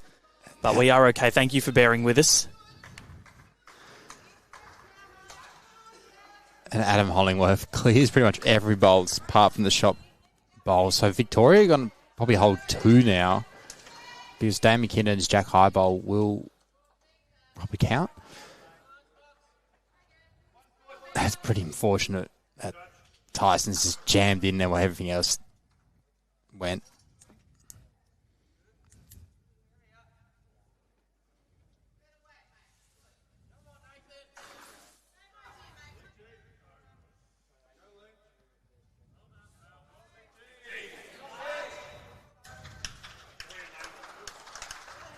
Great ball by Nathan Lynch adding to the count. There's a lot of pressure on the masterboard. It's going to wait. And, catch. Flying. Did anybody catch it? That is a ripping delivery. We go again. We go again. All the bowls coming back. We'll redo it. Well, it ended up working out quite well that we didn't really miss. Didn't really miss too much. I've started bowls radio. Yep. And the jack is trundling down. It's past the quarter part. It's past the quarter metre, and now it's at halfway, and now it hits 3/4. Is it going to get to the ditch? We don't know, and it's going. It's in. It was the other end away from us, so I couldn't see exactly. Yeah. I think it's a foot behind, but I had no screen to watch. So I had no idea what's happening. So 48-18 on the overall masterboard. This is looking slightly precarious for the Northern Territory, considering that this team from Victoria has scored nearly more than the NT across all three. So technically we didn't miss any bowls. No, we missed nothing. Because all my running was for nothing. It was a...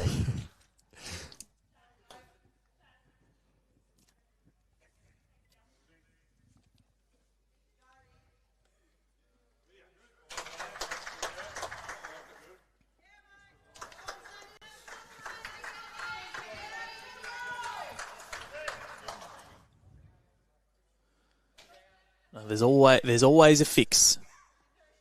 There's always a fix.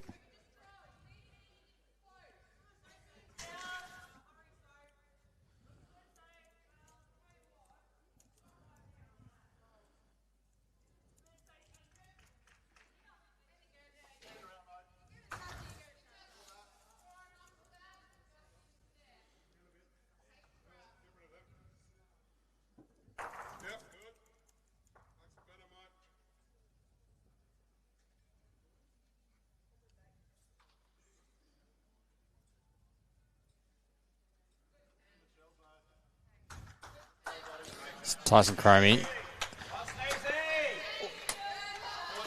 Wait, what I'm interested about here is Victoria played a short minimum length end. thought so, and now they've changed. Maybe they don't want it to be killed again. Maybe.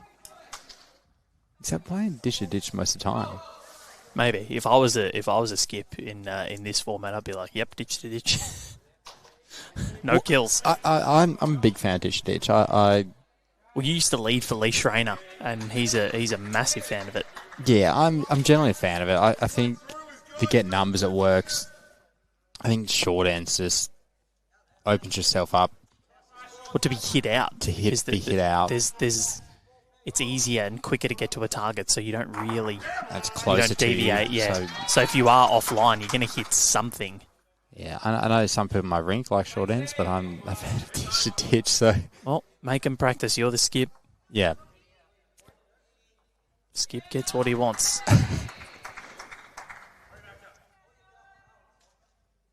Dane McKinnon. D. Mac.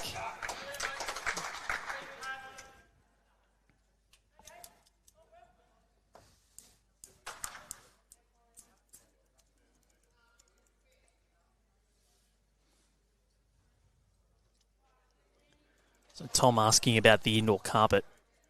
If it is all one piece, how do they get it into the building? No, it's all different pieces that are stitched together. There's probably around, I would say, 1, 2, maybe 6 or 7 different pieces of stitching. Maybe 8 or 9. I think 8.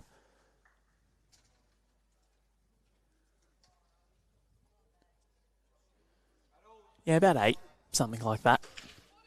So that's all the different bits of stitching and how it's all stitched together and moved together. The underlay is always a little bit different as well. Yeah. Sometimes places have that wooden underlay. Bernie had the wooden one. You could definitely hear it with the... Yep. The... Boom. Yep.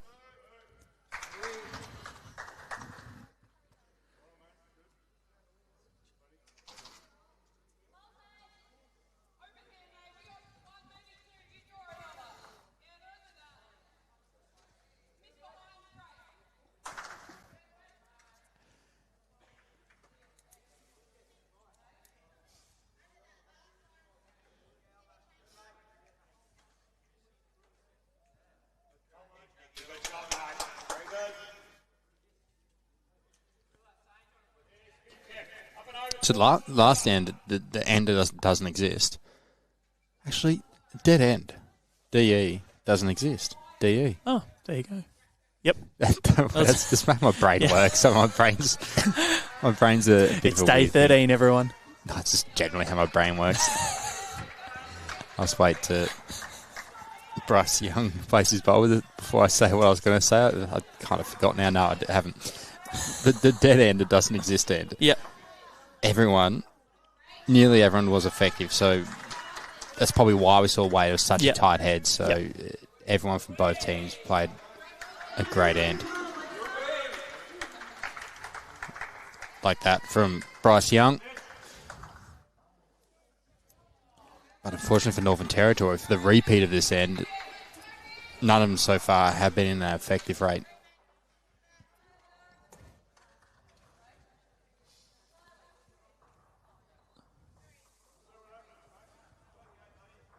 Victoria doing a brilliant job so far all over the NT. They've scored 17 on this rink. NT 18 overall, so it looks as though Victoria will forge on as they look to try and maybe manufacture a bronze medal. I don't think it's going to go their way because Queensland absolutely romping away against South Australia. Just need to make sure that they're winning 2 of their rinks. I'd say they're winning all 3. Aaron Sheriff, 26-14 up on Scotty T, tick. Sean Ingham, 16-11 up on Wayne Rudiger, tick. Kane Nelson, 22-11 up on Nathan Black. Big tick. Queensland, 1 hand on the shield. New South Wales going through the motions on the women's side, just waiting until they can get their hands on the Marge Morris Trophy. Currently in front by 23 shots against the ACT, who are putting up a pretty handy fight. Just not going to go their way. In terms of rinks and what's happening there, because there is a battle going on. Natasha Van Eldik +3 on Chloe Morrison. Well, could that rink cop a defeat? That's a nice shot. Yeah, he played it well. Yep. Adam Hollingworth was up and about. So, Natasha Van Eldik was up 15-6 against Chloe Morrison. It's now 15-12, and there's 5 ends to go there.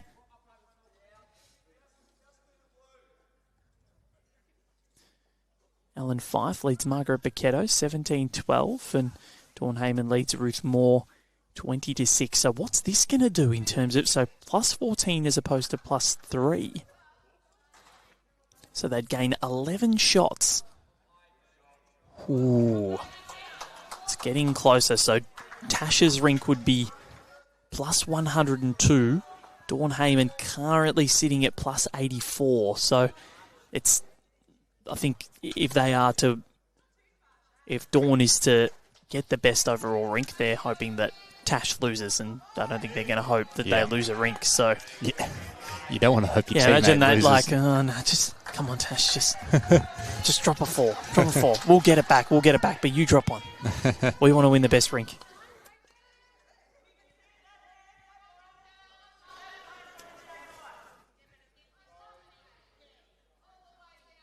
Northern Territory currently holding 1 shot, and it's a very difficult position for Nathan Lynch. I don't think he'll be doing anything too extravagant. Big congratulations to Samantha Atkinson, who is playing her 50th game for Victoria this morning. It's come around very quick.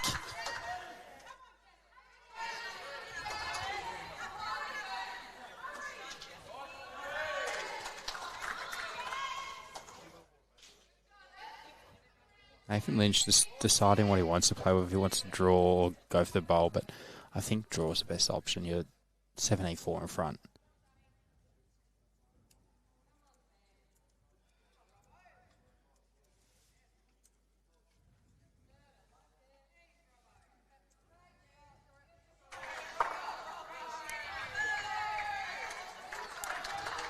He's not far away. Just dropping in. That was a great effort. So free hit for Mitchell Jackson. Can he beat it? Val just looked at me, didn't even get it. Ah. Yeah, but that's Michael Jackson. Yeah, close enough. Can he beat it? Oh, I was laughing myself. It dangled. It dangled. And didn't want to stay up, but it's 1 to the NT. Some would say it's a thriller. Bad, Connor. Nah, I don't mind it. I don't mind it. I do not mind it. That was sort of dangling on the cliff. And the swimming pool of Devonport said, no. You're going in the Mersey.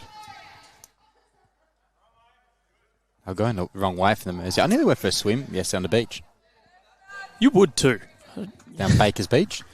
It wasn't hot. There was Tasmanian swimming. I guess you got to make do. And I was like, well, maybe I should jump in with them. But yeah, it was hot yesterday.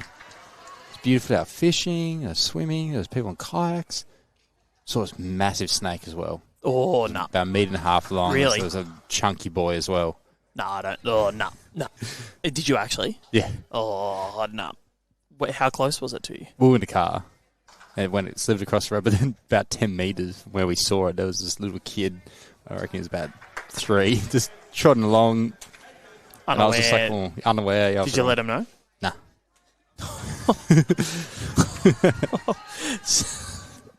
I was in the car. You could have opened the window. Like, just be careful. There's a... No, they won't harm you. Unless you pick him up and annoy him. Harmless. Tyson Chromy is doing a lot of harm to the NT at the moment. The snake.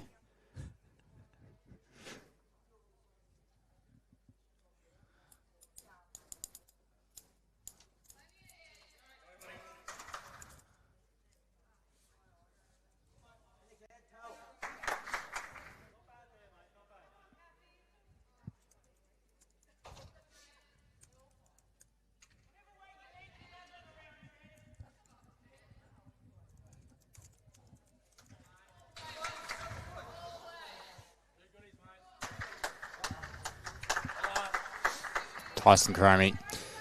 He's back in a tick. He had those 2 off ends and now 4 ticks in a row.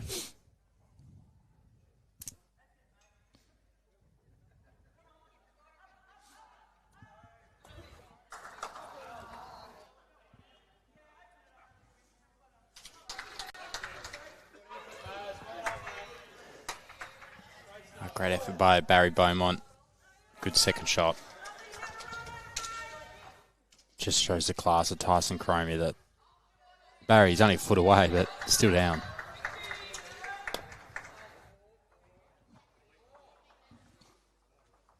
Oh, I just saw a headline that England leading the Ashes after a stunning moral victory. Yeah. Well, they're probably going to claim that we got our tactics from Baswell. Probably because of the Jamie Smith wicket. I didn't see that one. Oh, there was an edge on Spike. On Snicko. Gone. Bye-bye. On your bike. On your bike.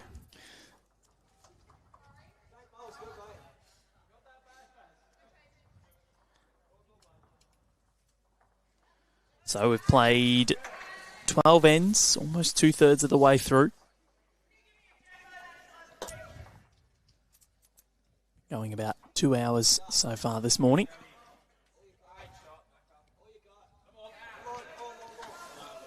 Dane McKinnon, well, it's a procession at the moment. It's precarious for the NT. We've had some 4-hour epics during the side and the senior sides, but this is moving quickly, this game. We've had a dead end, and I still think we're definitely below the 4-hour mark. Unless we have a few more dead ends. Don't wish that upon us, Connor. Well, we don't need a stream this afternoon, so we can go 6 hours, Val. Yeah. Yeah. But, you know, got one more week to go. We've got to try and keep ourselves ready to go, fresh.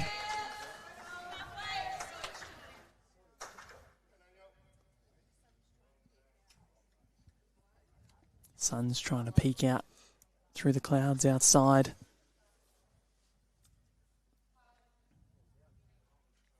Sale Bowls Club in Gippsland, Victoria, Western Victoria watching on, or Eastern Victoria I should say, watching from a soggy Sale. It's not too soggy here. The soggy Sale. What are you trying to sell? Oh, I'm going to mute him, ladies and gentlemen.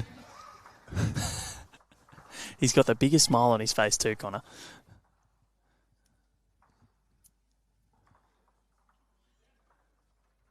Adam Hollingworth. Oof, what an effort. Falls in. Oof. What an effort.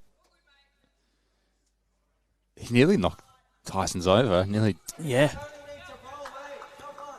The shot wasn't far off.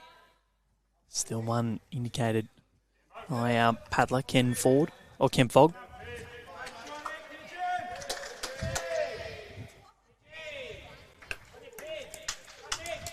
a pigeon out there, a cow out there, some cooing. Someone's just good coo. Launched a massive pigeon noise. Whoever that was, just get him on the mic, get him. That's like Troy Corber's Wookiee noise. Yeah. That was really loud. And accurate. So, outside, still looks as though Queensland are doing very well against South Australia. Tasmania, 40 after 46 ends, 63-30, leading WA. New South Wales leading the ACT by 21. Try and have a look at what's happening in the rinks there, because Chloe Morrison was coming home with a wet sail. 4 ends to go. She's only down by 2 against Natasha Van Eldick, which means that the best overall rink could now slip to Dawn Heyman.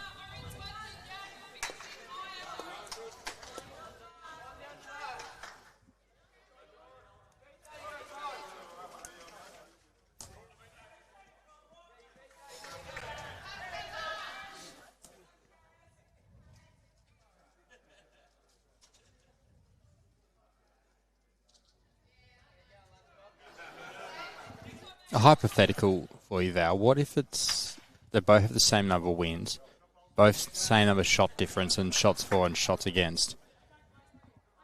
Who gets the best rink? It's a very, very good question. So if it's the same shots for and shots against. One ball playoff? Well, yeah, because it would be same percentage and everything. Yeah. I'm sure there would be a contingency plan as well. That's not what Adam or what Mitchell Jackson was after.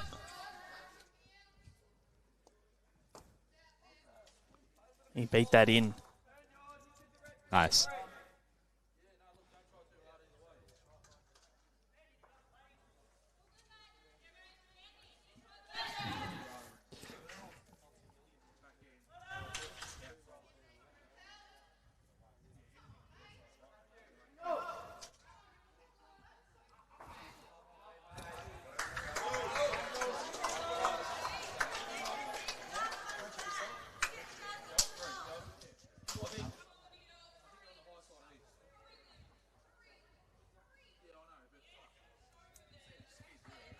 A lot of discussion from the Victorian team. I mean, there is danger on both hands. Forehand, if he sits through the Adam Hollingworth bowl, then he could knock it in for shot. If he comes on the backhand, he could drag Jack to Barry Beaumont. So there's danger both way, but this is a safe draw. All you do is, of course, safe draw, be wide and short. It's a positive draw and a safe draw. Yeah, have a go. It's cool.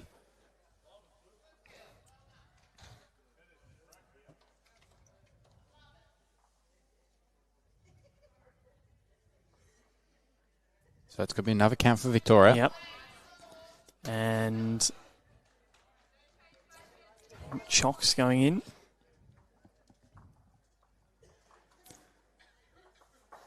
How's this looking for Mitchell Jackson and team, Connor? Dangerous and bad. Yes, it is a 3 to Victoria. Do they both Michael Jackson songs? Yep. Dangerous and bad. 2 separate ones. Well, don't stop till you get enough, Connor. You could see probably Mitchell Jackson's thinking they don't care about us. And you are not alone. Oh God. Okay, we've had our fun. We just want to be starting something. Oh, Michael Jackson did a good job naming his song, so yeah, that actually works so well. He needs to have a good long look at himself, Mitchell Jackson, and he'll be the man in the mirror. Well, lost the jack here, Victoria, and Mitchell Jackson says to Patrick Coburn, "Will you be there?" God, we knocked them all off. Yeah. Just need someone named Diana. Yep.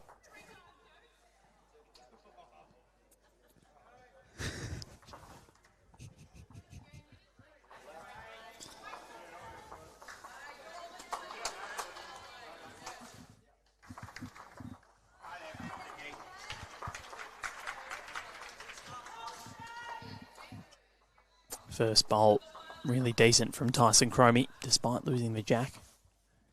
So we've played 13, 8 ends to go.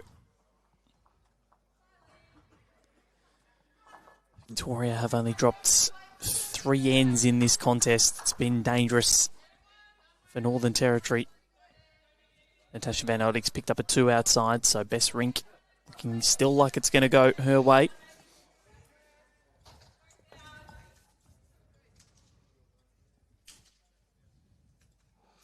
Tyson Chromy, once again, he has been sensational this game.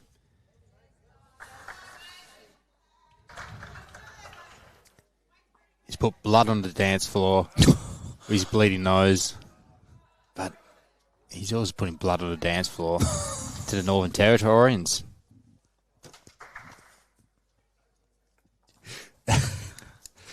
Sorry. Didn't think we'd be talking about blood on today's broadcast, but we're talking about Michael Jackson's songs, not blood.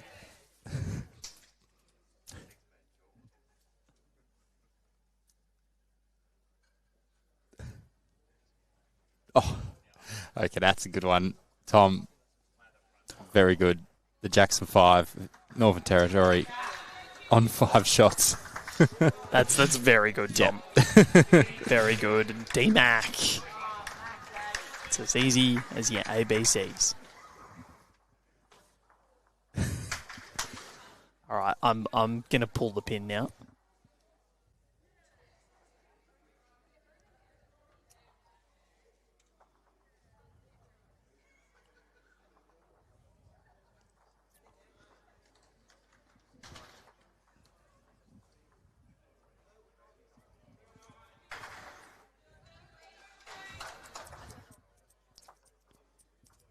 Do you remember the time Northern Territory last scored? I'm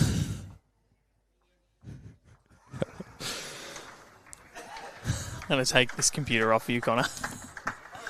N12, it was 2 ends ago. Okay, it wasn't that long ago. No.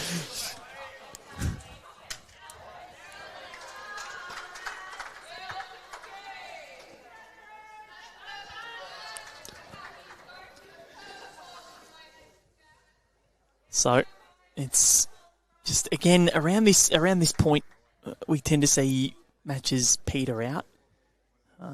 It's a bit of a lull. Saw it a couple of times yesterday around this point where things just sort of go in the motions. It's, we haven't really had... We've had one really good quality close game, and that was the NT versus... WA. Yes, yesterday morning was only 3 shots, but New South Wales were 18-11 up with 2 ends to go. So it was always New South Wales in the morning against Queensland. But yeah, there hasn't really been much else.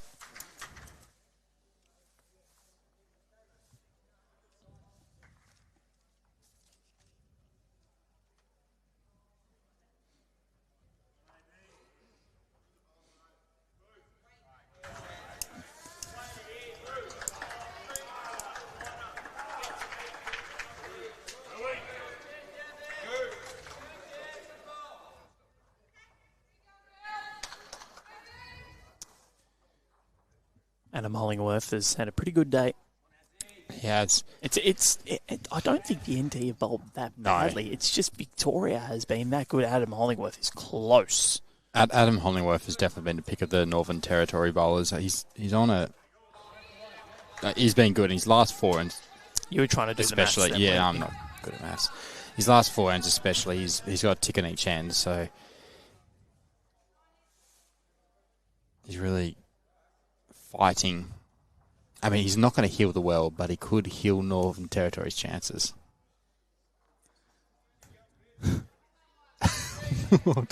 Jesus.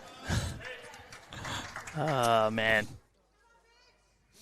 I'm going to send you to Chicago soon.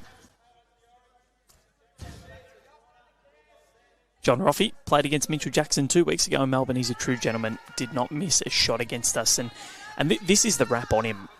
Talking to Barry Beaumont, he is bringing an abundance of qualities. him and Adam Hollingworth get along really well together, playing at Nightcliff. They play a lot together. They're good friends. They support each other. They're boisterous. It's great to watch. You can see they got a good dynamic between the two, bringing that youthful exuberance into the Northern Territory squad. Kim Lynch watching on. What an amazing few days by this Vic rink. Very proud mum. Go boys. Well, you got every right to be. Nathan and his front three, Tyson, Dane and Bryce. They have been extraordinary to go unblemished at the Australian sides championships. No mean feat. It's one of the hardest things you could possibly do. And on cue, Nathan Lynch almost bringing the goods. He's made it better, though, for Victoria.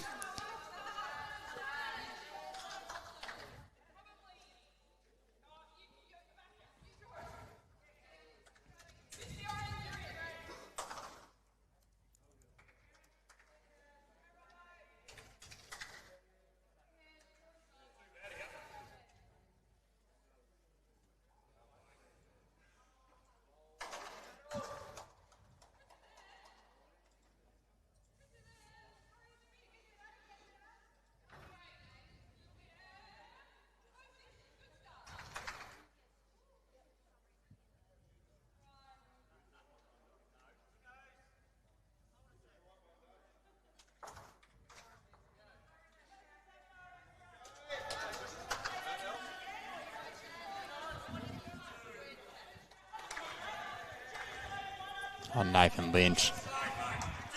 Two great bowls. Oh, it's fallen out. He doesn't count, but they're two excellent bowls. So, Mitchell Jackson. Well, he's not a mile off. Mitchell Jackson, he's not going to find the gap, is he? Yep. Oh, that hurts. Another one to the Vicks. Margin is at 16. 21 shots to 5.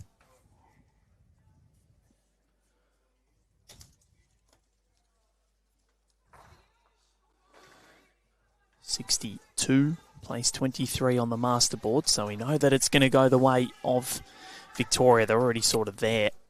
Very impressive. And looking at the overall master boards in this round, Queensland, well, the Ali Shield, I reckon they've almost got both hands on it now. They are leading South Australia 72-41, proving their masterpiece for last after losing to Tasmania in the opening round. First game over, Aaron Sheriff beats Scott Thorborn 30-15. Shawningham down 11-9 against Wayne Rudiger. Rattled off 7 ends on the bounce. And with 1 end to play, they can't lose. The Ali Shield is going the way of Queensland. Even if they drop 1 rink, it doesn't matter. Kane Nelson 8 ahead of Nathan Black with 4 ends to complete. An incredible tournament.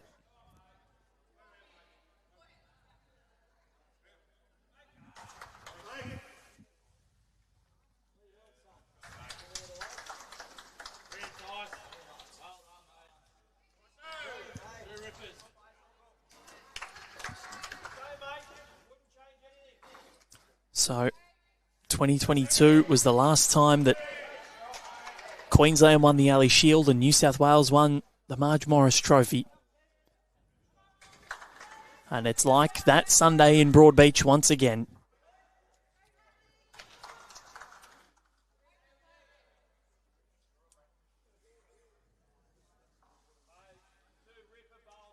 Two great bowls.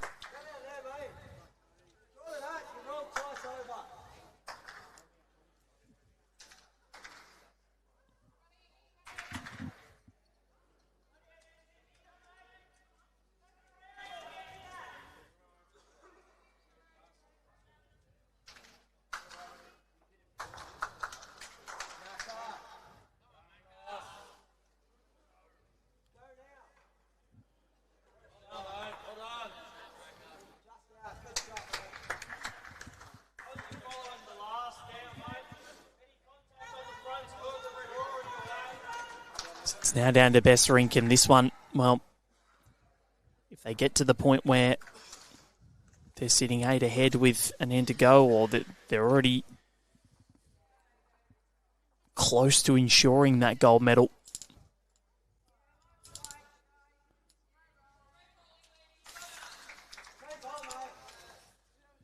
16 ahead. If they can get to the end of N19, more than 16 ahead, they'll know with a couple of ends left that they are going to take home the gold medal as best overall rink. Second year in a row, that'll go to Victoria. Last year, the best women's rink skipped by Chloe Stewart. She wasn't here this year, and Queensland, I think, felt that without Lindsay Clark and Chloe Stewart. Claire Turley not there either, and that certainly hurt them, the lack of experience at the back end. Lindsay was so good as a skip last year, really on the money. And Chloe, of course, best rink. A tick for me, Val. I did do some ticks for you. Thank you. You are welcome. I gave them both ticks. I thought they were both pretty good. Yeah, they are very good. I can see it now.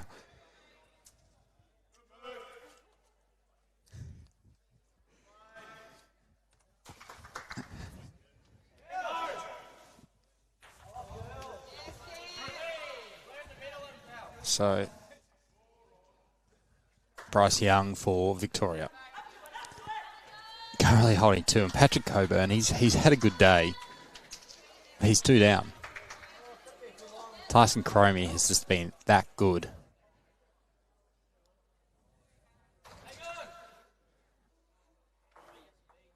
Just crashing into the front from Bryce Young.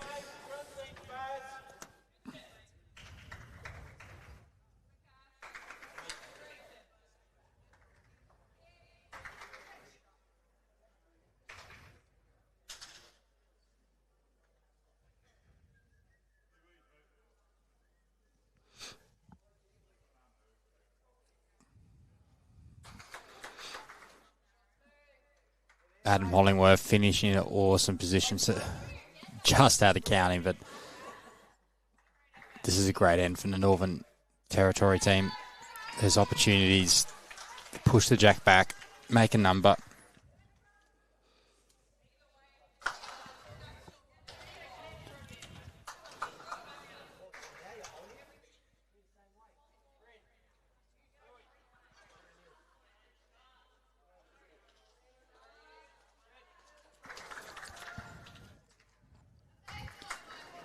Nathan Lynch's rink currently undefeated and very deserving. The way they've played this afternoon has been sensational. If they've been doing this all tournament, it's no surprise that they're sitting on top of the player ladder.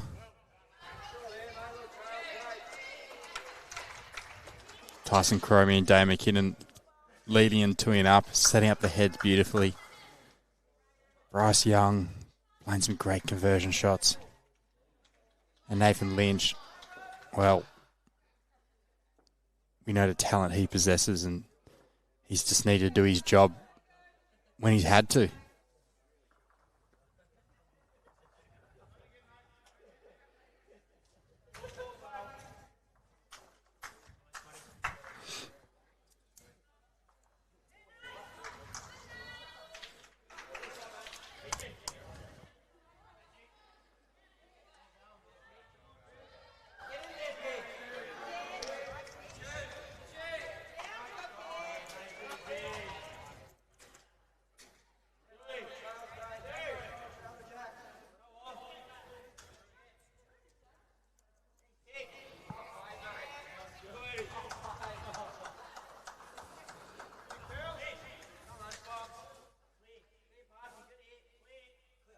Nathan Lynch, he's found a gap. Oh, what a bowl. I actually think he's made it easier, though, for Northern Territory. There is a good sit and stay on for Mitchell Jackson.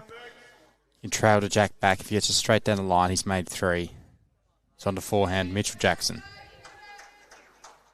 That hand does turn. Oh. It's still going to be 3. Victoria, and it's in a much harder position. It's actually 4 now. Ken Fogg doing a great job with the paddles.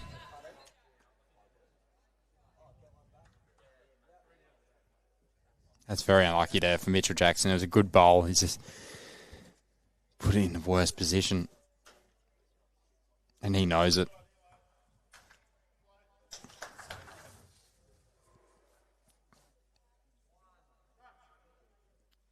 It's going to be hard for his next one.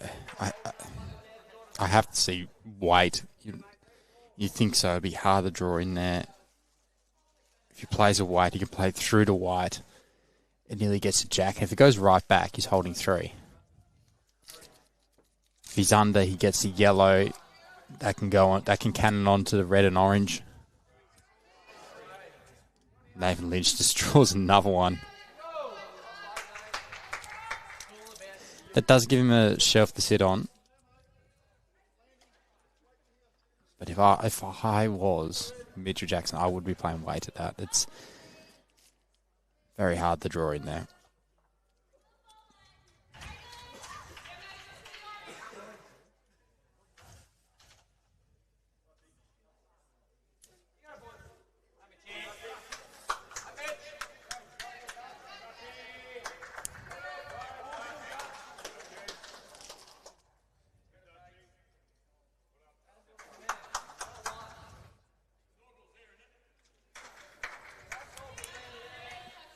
So he's going with the draw. So there's going to be another big collect for Victoria.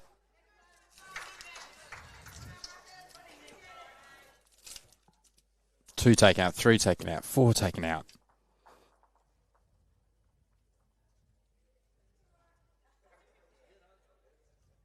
Let's measure for the 5th.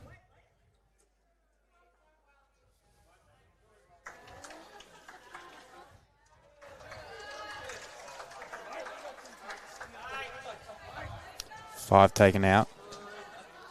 Well, you can almost pencil in best rink now. And 5 it is.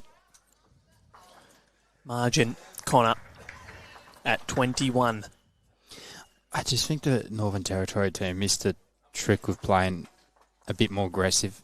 I would have gone at that head. It was very hard to draw in there.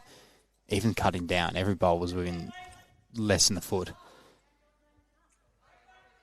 I probably would have gone hard, clear some out, and if the jack went right back, they had the 3 backers.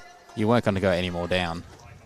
Well, you could have got 1 more down, but at this stage, it didn't really matter too much. Tyson angry with himself. He's just tossed his cap down. He's all right. He can smile. I know that he's still going to be, barring a genuine catastrophe, he's still going to be having a gold medal draped around his neck at the Australian Sides Championships. Best overall rink pretty much sewn up now. Well, I passed Mr. Sheen before my way to the toilet. Troy Corby, he's been there just polishing the medals, just caressing them. Caressing? Yep. All very shiny. Mm-hmm. I was wondering where that was going then. I was like, were you watching someone clean the toilets? Or Mr. Sheen. Troy called up. Just caressing those medals.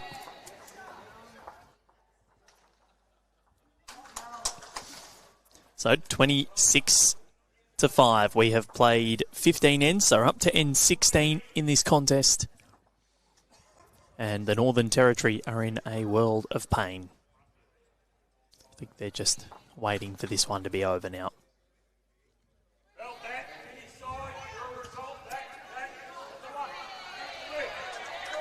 So we know Queensland, they've won the Ali Shield. That's confirmed.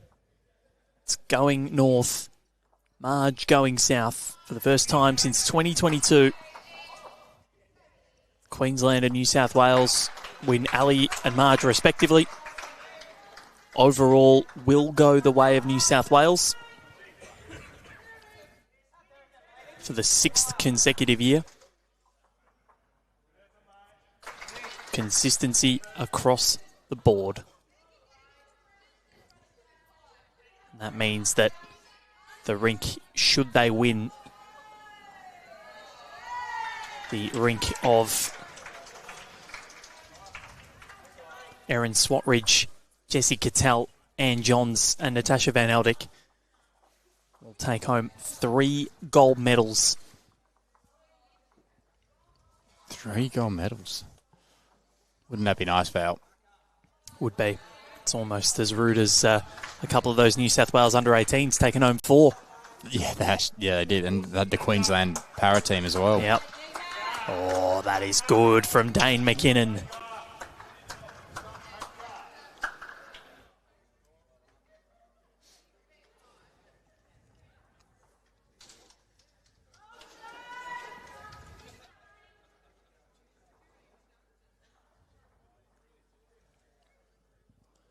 But Natasha Van Eldick still only 4 shots ahead with an end to go, so something strange could happen out there.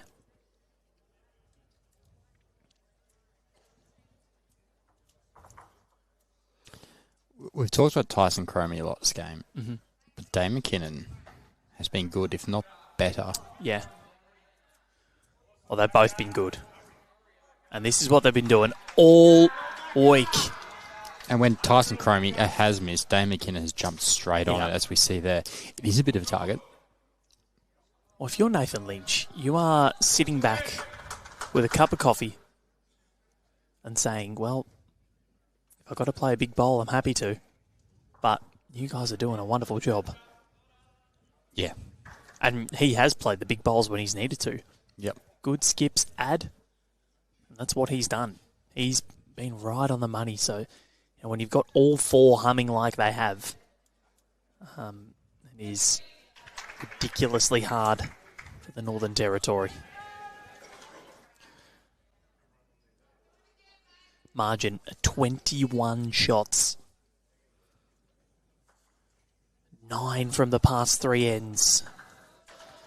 If you are from the NT, it does hurt.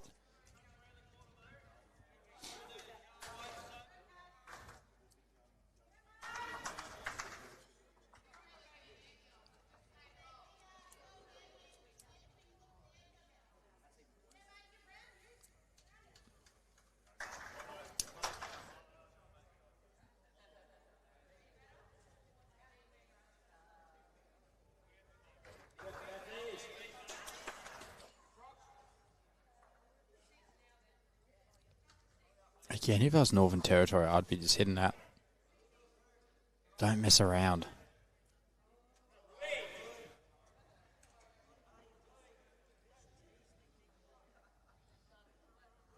Because now you would be hitting it. That's a yum if I've ever seen one. Yep. You don't want Northern Territory to take that shot away and tuck the jack around and make it even harder. So hit it before they do. Adam Hollingworth. Yep, he's gone big. He's going to hit something. No, he's not. So, Victoria. Well, what do we think is going to happen here? Do you think that Mitchell Jackson's going to have a little ping at this as well? He has to. You're not drawing that, Val. No. But what do Victoria have to do to try and protect it? You got Tyson Chromy at the back there, and Bryce Young's also at the back. I wouldn't worry too much if Northern Territory get it, they get it. I mean, as Barry Beaumont's bowls at the backest, but I would be playing a foot over on, I would say,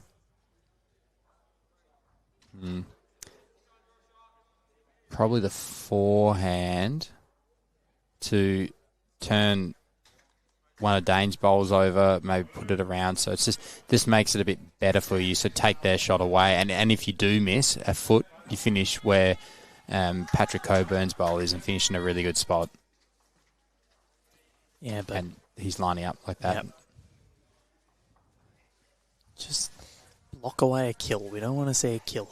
I wouldn't put a blocker in. I'm not a fan of blockers. No, not a blocker, but just try and avoid the kill.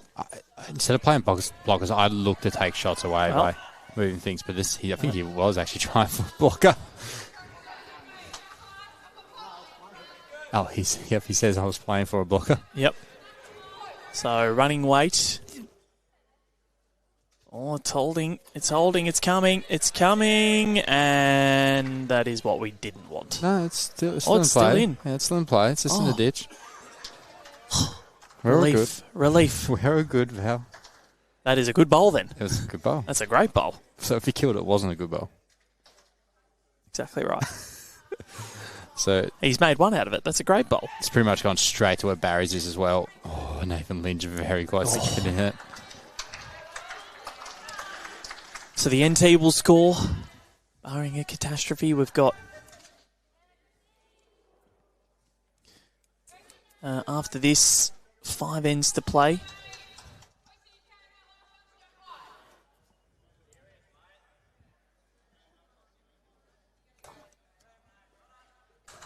And I reckon...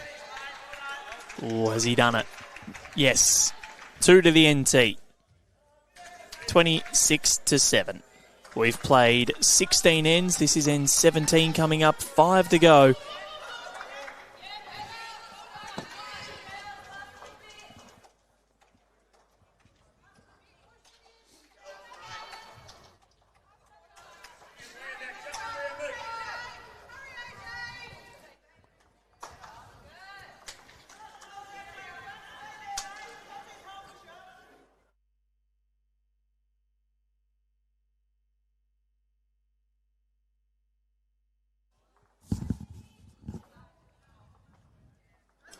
(26-7) scoreline.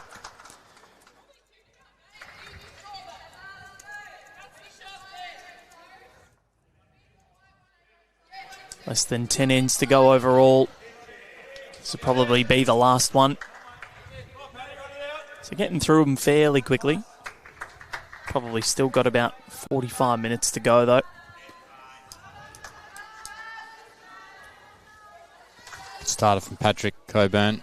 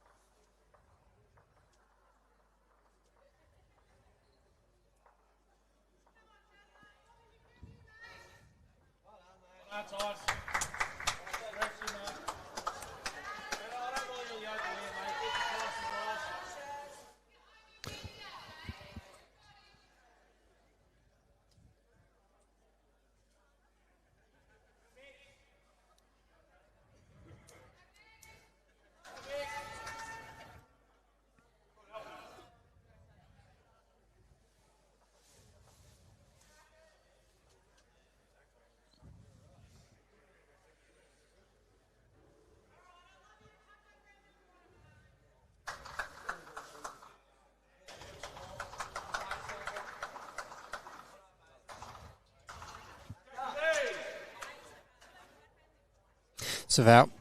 Yep. I'm going to give you a task. Okay.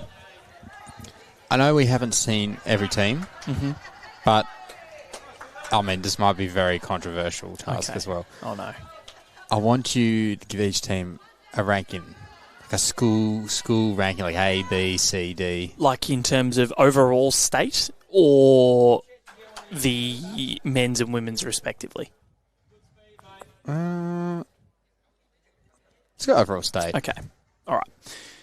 So, starting with the ACT.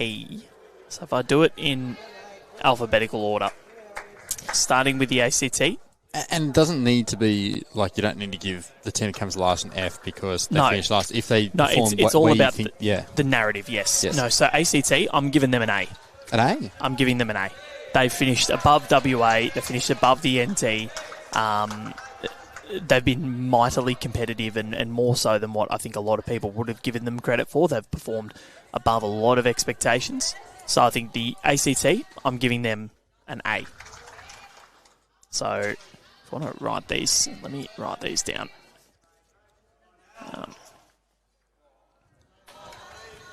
You can do A minus or B plus. Yeah, no. That's I'm going. I'm getting there. Don't worry.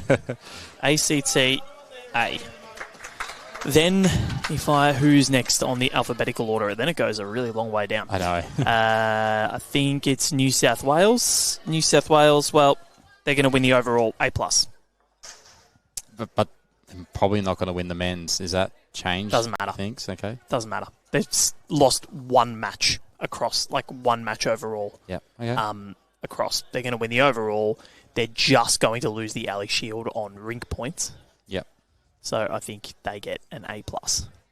Then moving down to who's next on the? Would it be Queensland? Yep, Queensland. I think you give Queensland an A. It's an interesting one because the men's done so well, but the women, they were reigning champions in the Marge Morris, and they're going to come fourth. So maybe, you know what? I say A minus. Yeah, for Queensland. A minus. A minus for Queensland, just because of where the women have finished. Men's, if they had finished top three, you probably could be giving them an A, but fourth place, I think is that's an A minus. Then you move across to the Northern Territory. They've 0 wins, 1 draw. Yeah. Rink wins. How are we going rinks? 2 rinks on the men's and then 1 on the women's. I think you'd be given that's an F. Okay. And look, they've performed very well in the matches that I've watched. I think, but I think on the overall, I think that's not where they would have wanted to be. They didn't beat the ACT in that rivalry that they would have been after. So I think that's probably an F. Then moving along to South Australia, 2 wins, 3 losses, and they're probably going to be sitting at 4 wins. No, they're losing in there. Yeah, so they're going to be 2 and 4 and a draw. And then the men's, they're going to be sitting in 5th position. I think you'd probably be calling that a C. Yeah, okay, I would have gone D. I'm thinking a fail for them. Yeah. No, you know what? You've convinced me. Close. Nathan Lynch. That's a gun bowl. That is a gun bowl. All right, so Shooter McGavin, they're calling him. So that is, so we'll go SA. We'll give them a D. That's fair. Fair. No. Now, moving on to Tasmania. Mitch Jackson just accidentally cleared his own bowl. Oh, no. So we'll go to the rest of them after this bowl likes to rest. Feel free to give us yours as well on the comments. If you agree with us, you can agree. If not, you can launch into us. It's all about opinion.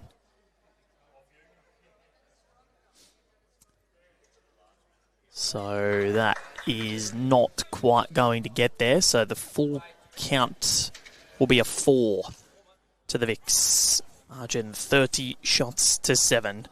We've got 4 ends to play. Okay, Tasmania. Now, this is a really interesting one because they were 3 and zip, had a chance to go 4 and zip in the men's. Same with the women's. Things in the middle part haven't been good, but they're going to get a top 4 finish across both. So I can't give them an A, but I think I can give them a B. Yeah, I think B's fair. I think I can give them a B. Victoria are going to come 2nd and 3rd. So I think you're looking at a B plus because they would have been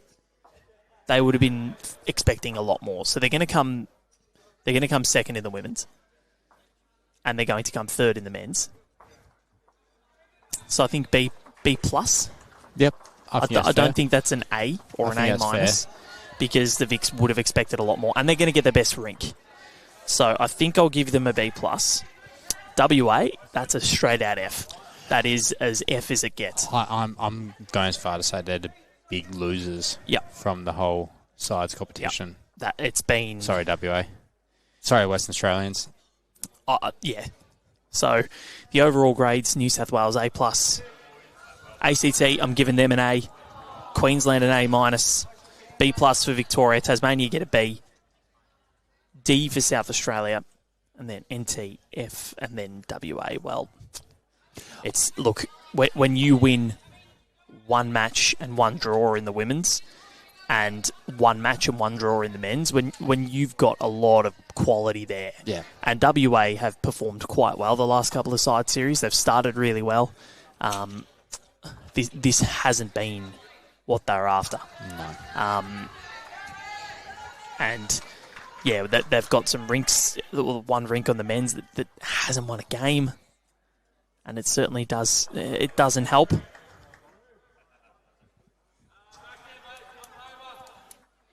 Patrick Coburn just wrestles back shot from Tyson Chromy.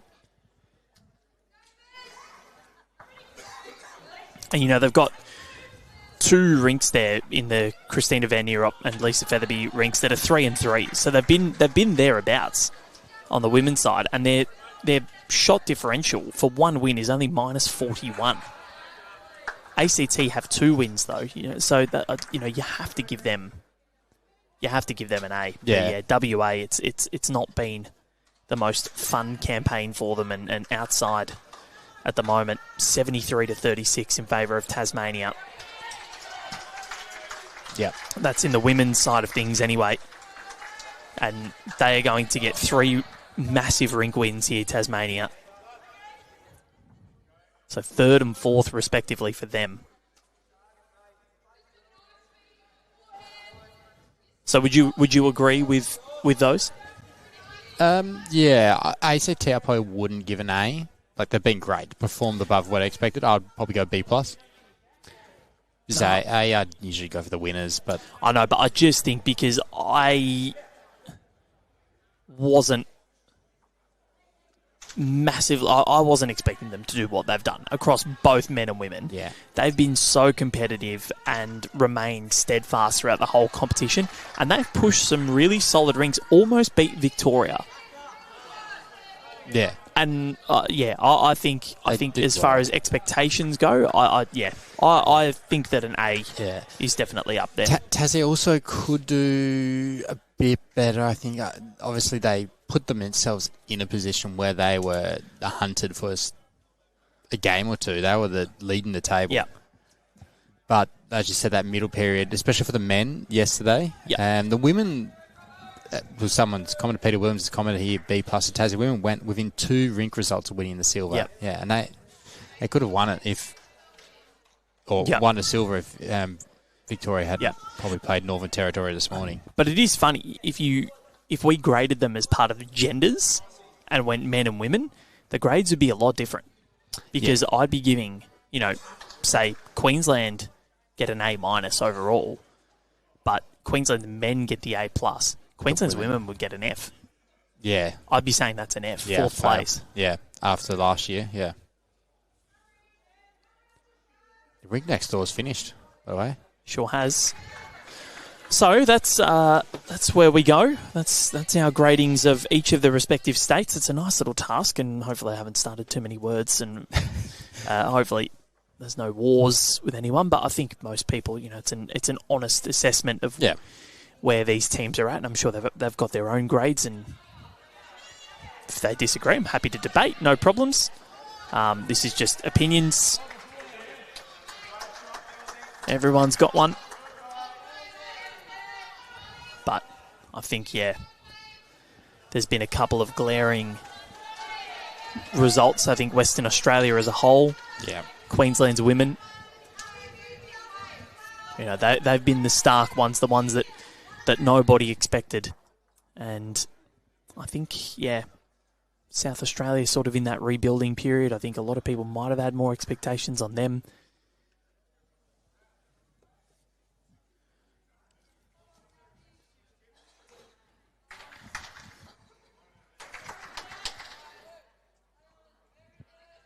But yeah, really interesting task, Connor. Didn't mind that. There we go. Want to give you a bit of a task, finishing up sides, and You've only got really one more day of streaming after this. Yeah, one and a third. So I'll do the opening day of Australian Championships, which will be triples tomorrow. And then so we'll get our first look at Devonport at night, Connor. Ooh. The nightlife of Devonport. We've been interested to see what it looks like because we talked about how dark it is with the lights in here and what it's going to be like at night. So yeah, I'm actually interested to see that.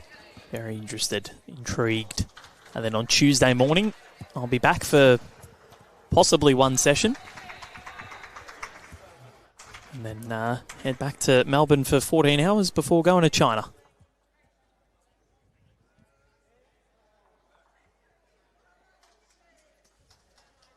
This one just going through the motions. So we know what it's all going to look like. Let's have a look and just make sure that we know who this overall rink is going to be for the women's. And it is Erin Swatridge, Jessie Cattell, Ann Johns, and Natasha Van Eldick.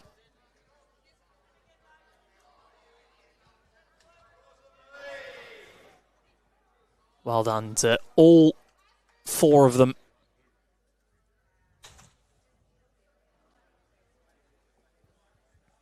Right here, we are bringing you the best overall men's rink. They will not drop it now. 23 shots ahead. If they score here, which they won't, it's still mathematically possible for the NT to come back. 22 with 3 ends to go, but they need 2 8s and a 7. Oof. So 8 shots to 30.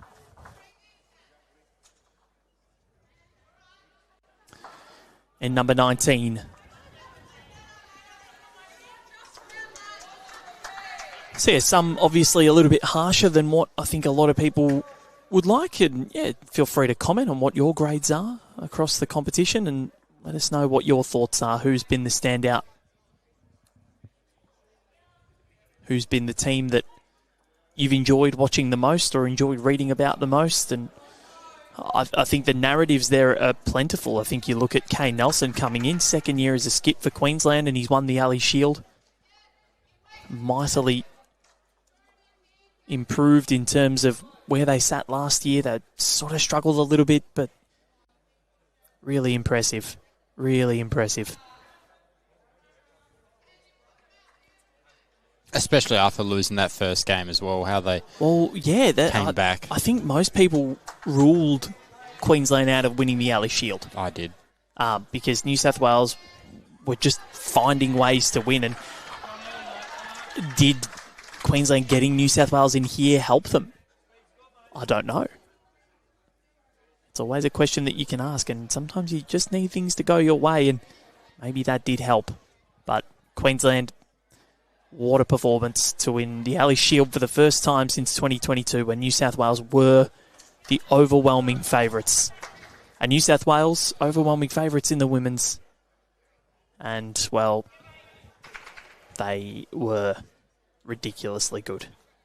Shorningham skipping for the first time as well. Can't ignore that. Nathan Rice said, well, I thought it was time, let Nugget have a go. And he played bomb yesterday. And that, in fairness, yes, they're going to win all 3 rinks against South Australia, but he alleviated all the pressure yesterday afternoon. So well done to Shorningham. And well done to Queensland. Well done to New South Wales. So we go through the motions to finish everything off here.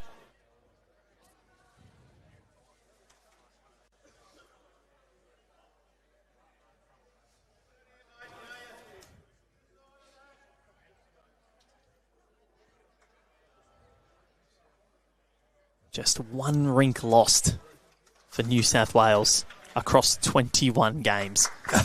It beggars belief. It absolutely beggars belief.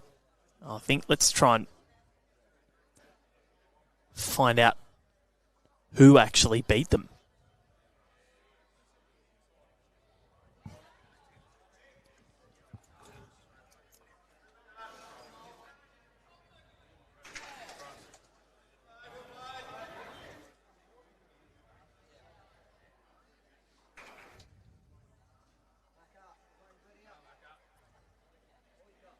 funnily enough, was in round 2. It was Lisa Featherby. Feathers. Yep. Western Australia. Almost knocked New South Wales off, led for the majority of that clash. That's right. You know, if they got their tail up early, would we have seen something different for WA? I feel like it was and that's why it was a tale of almosts, but they couldn't get the chocolates. Yeah. And we saw them play on this rink the other day against the NT. They played well. The NT, that was the best clash that we've had across this entire series. Seniors and Opens. And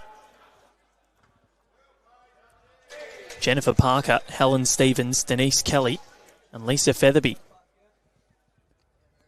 The quartet that downed New South Wales for the only time out of the 21 by one shot. One shot, yes. One shot. Still, it's only one shot. Yeah.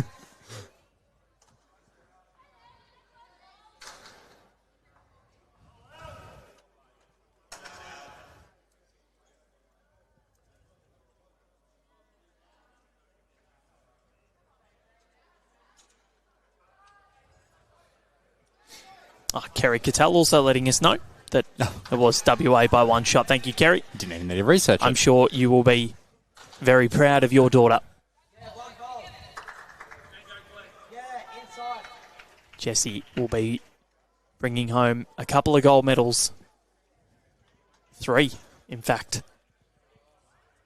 Overall rink. Very close by Bryce Young. Overall rink. New South Wales winning the Marge Morris Trophy. And then the overall. So New South Wales, it's blue in here. And it's a blue day for New South Wales. Blue everywhere. England are feeling blue today. Oh. Ben Stokes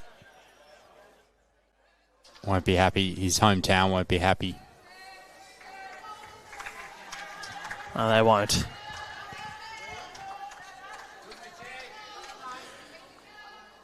So we'll be able to bring you confirmation after this because they need to score. Well, they're just defending really a 7 here, Victoria. They cannot let this get to 15 shots on this end, and I don't think that's where it's going. So they know that they are going to be the best rink, and we'll be able to confirm that for you at the end of this end. He's cleared the bowl. And it's made it okay. Well, there's no way they can score. There's no way that they can score a 7 now. But we'll wait for the confirmation. It's going to be Tyson Chromy, Dane McKinnon, Bryce Young, and Nathan Lynch.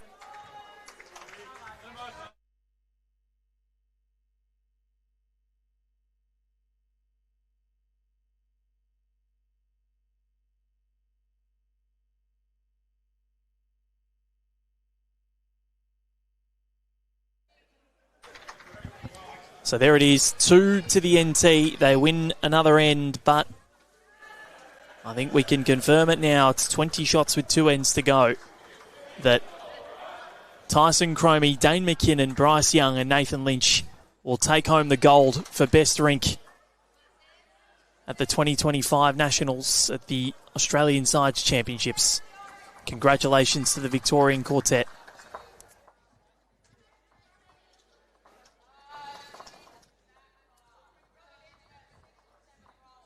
So there it is. Everything is decided. Everything's decided. This was actually the last thing that was decided. So for whoever said this wasn't meaningful. Well, the silver medals. So we got Victoria women. They're in front of Northern Territory, are they? Yep. Yeah, so they're home for silver. And it's a bit of heartbreak for Tasmania, who have come 3rd in the women's in over 60s and Opens. And both times missed out on rinks. Yep. So it'll hurt. Oh, have they missed out on by a win here in the women's, the Open women's? No, they'll miss out by 1 win. Oh, win. Okay. Yep. Okay. Rinks, they're actually ahead of Victoria. Okay. So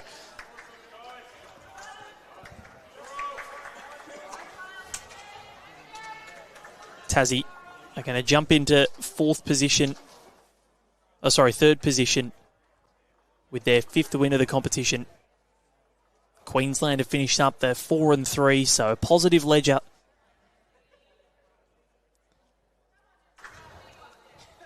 The gargantuan performance from Queensland and New South Wales see them take home the trophies.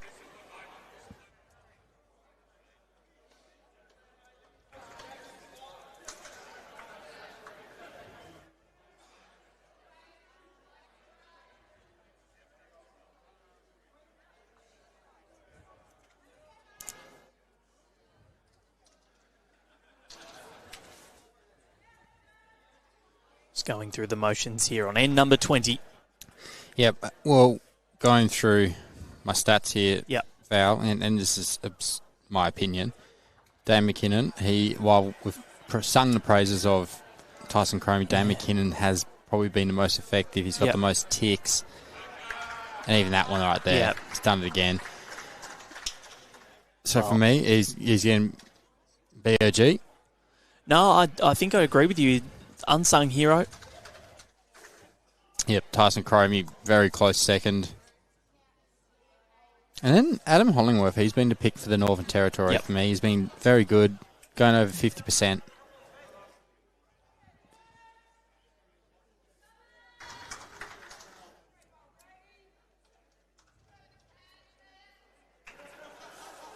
Dave McKinnon popping in his last of this penultimate end. We know that this rink is going to be the best now. They can't be beaten.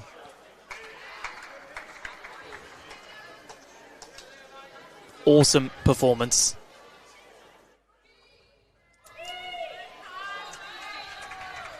To go unblemished at the Australian Sides Championships is no easy feat.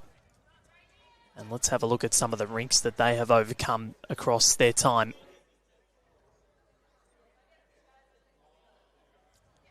So in round 1, they took on New South Wales, and while New South Wales had a big win thanks to Aaron Wilson's rink, this one beat Lee Schreiner 2017. 2010 up with 3 ends to go and held on. And in round 2, we saw them take on Nathan Black's rink and win 24-15. South Australia. In round 3, we saw them up against Kevin McKay of Western Australia. They won 18-12. In round 4, they may have lost to Queensland on the overall.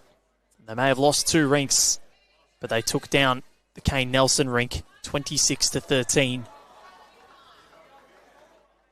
In round 5, in a big win over Tasmania, they took down Taylor Mail 25-13.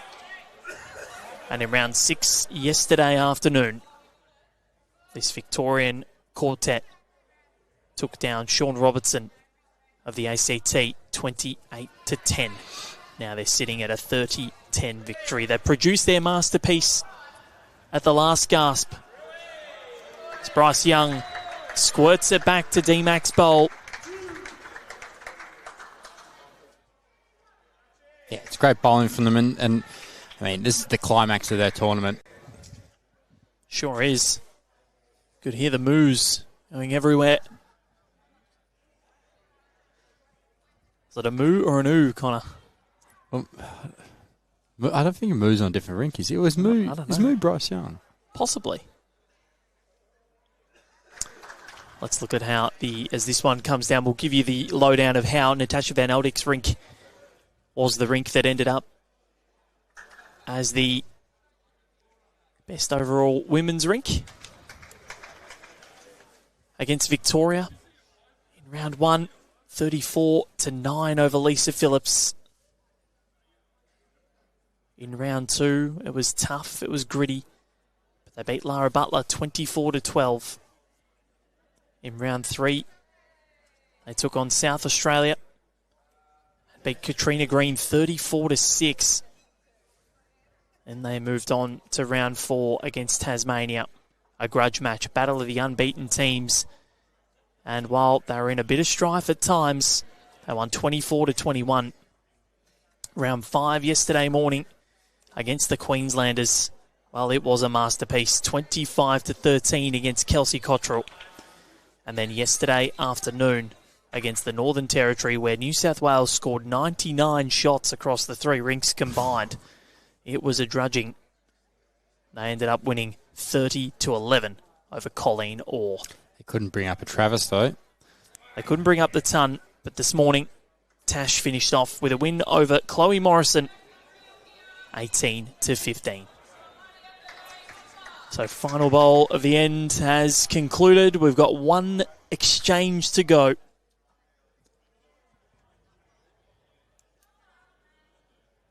We'll get a measure to decide whether it's 1 or 2 or 1. Lots of permutations, but that's it for why these rinks have won. Oh, it's apparently Roo, Kim Lynch is saying. Oh, it was Moo. So did I. I could swear I heard some moos. Oh, well. So the paddle is aloft. Paddles are aloft. It's 2 to Victoria. 32-10. 1 end to go. And then they'll get their gold medal. Tyson will go short. They don't want this to be killed. They want this done and dusted as quickly as possible. Short end. I think he's going to have a crack at running it in. Ooh. Bryce Young gives us a wry smile. For the people at home. And Tyson Chromy to run the jack in the pit. Oh, he's getting an X for that. Well, that would have been good. Come on.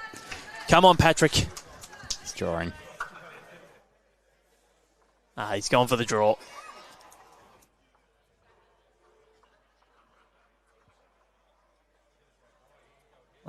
Can he go again? Oh, if he puts it right next to it, then Tyson's Can he go again? Yeah, go again, Tyson. Run it in the ditch.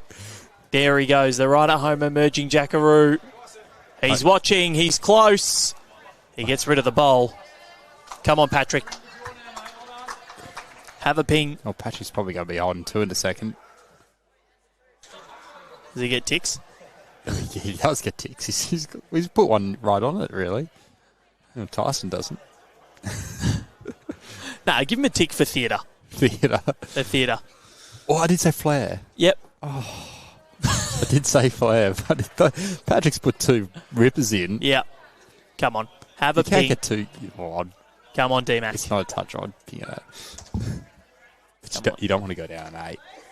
You're top 3 can match, you lose an 8. He's drawing. Well, would have been a good way to finish.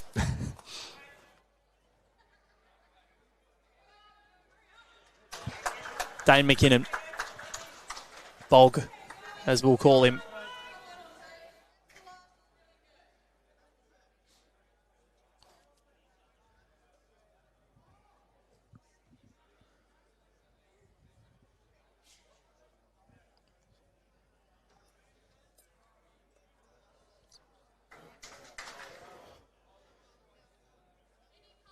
Well, Barry's drawn second as well, so Northern Territory currently holding 2. It'd be a great way to finish from multiple. Yep.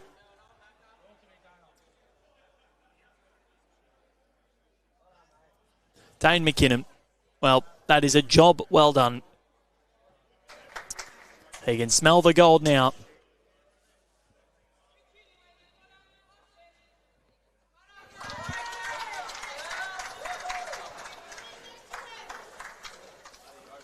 Harry Beaumont, his job is done now as well. He can relax. He played in the over 60s. He's played in the Opens. It's been a lot of bowls. And his final one comes to rest. Colleen Orr-like. Well, she's still going. She's still going. Colleen is still Colleening. What an awesome force she is. Very good.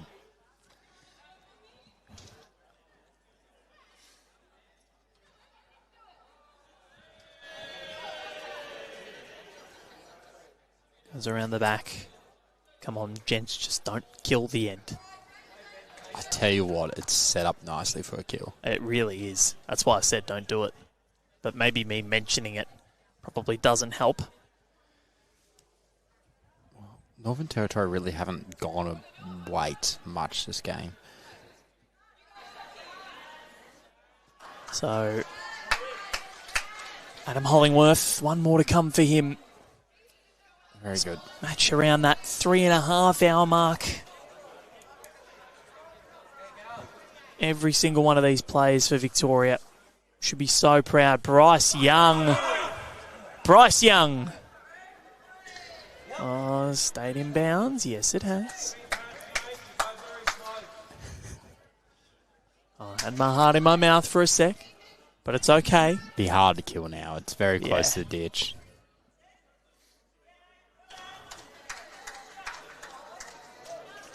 We are very close. Northern Territory. Adam Hollingworth, I reckon he might have just drawn the absolute. It's close, and I think he has.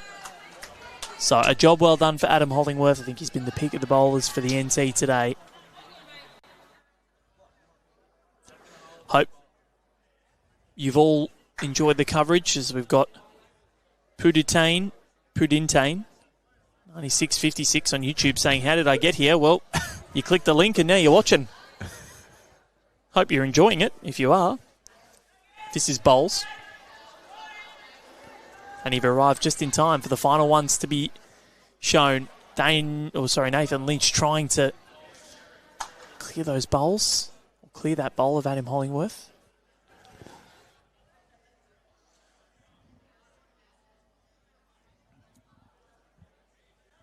Mitchell Jackson, his penultimate bowl. And he's not going to arrive. So now it's up to Nathan Lynch with his final bowl of a very successful campaign from a personal rink point of view. Jack in. Oh, we haven't just killed it, have we?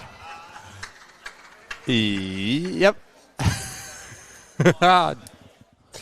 And we go again. We were so close. We go again. We were so close. We were so close.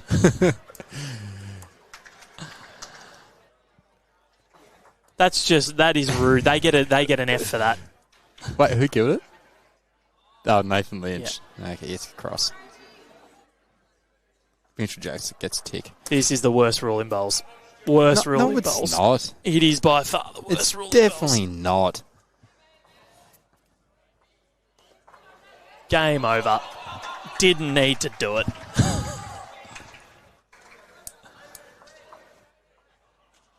For the flair, you know. No.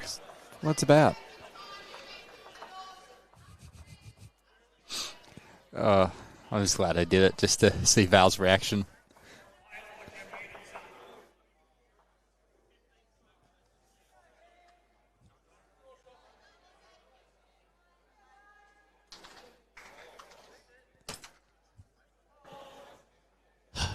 Tyson Chromy's destroying his effectiveness rate here by just finishing a ditch all the time as well. And Patrick Coburn's has gone flying up. Patrick Coburn likes these short ends, I can tell you that. Yeah. Well, no, that's what they were doing before. Every time they've won the end. These four bowlers of Patrick Coburn have been sensational.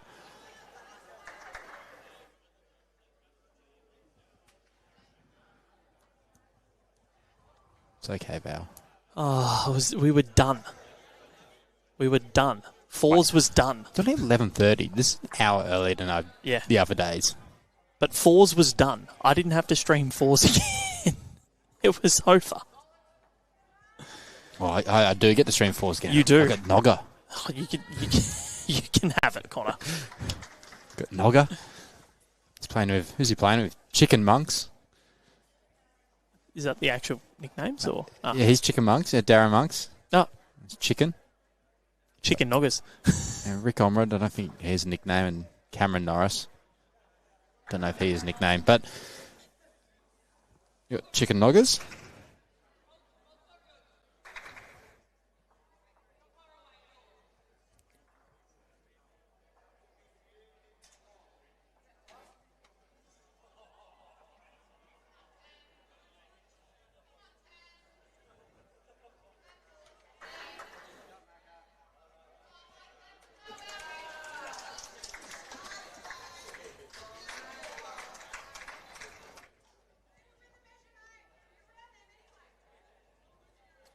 could we see another dead end?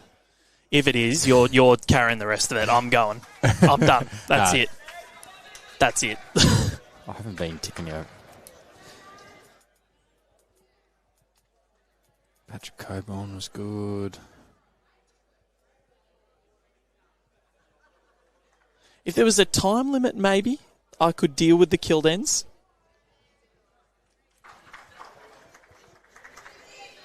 Well, it's part of bowls. It's something to think about, tactic, you know. If you need an 8 or something, you can just keep killing it. Yeah, but within a time limit, I think. Yeah, maybe. Because I think, it's just, you know that you're in for something that's going 4 hours. As opposed to, like, other sports when, you know, yes, you're not guaranteed to go that long. Yeah. I love how the end of our sides, the senior sides and the open sides, is going to end with a debate on killed ends and dead ends. It's pretty fitting. Yeah. This one comes through. Oh, that's looking really juicy too. That's looking really juicy. And Victoria, don't mind it. I swear, if this happens again.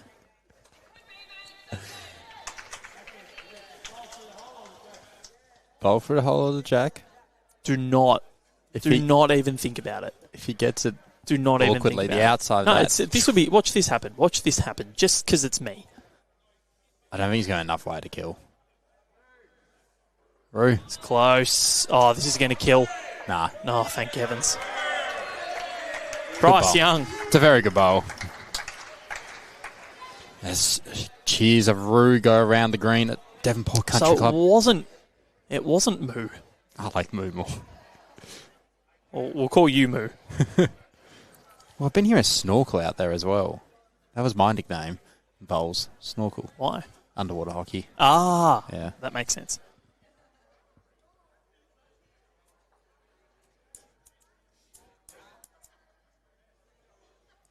All right.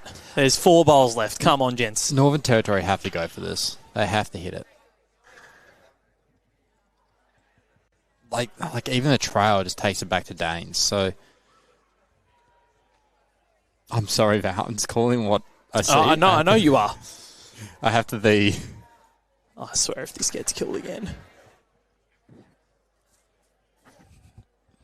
Stop laughing, Connor. My misery. Nathan Lynch finishing a great spot. He's going hard. Mitchell Jackson. This is going to get killed with the last bowl again. This is going to get killed with the last bowl again.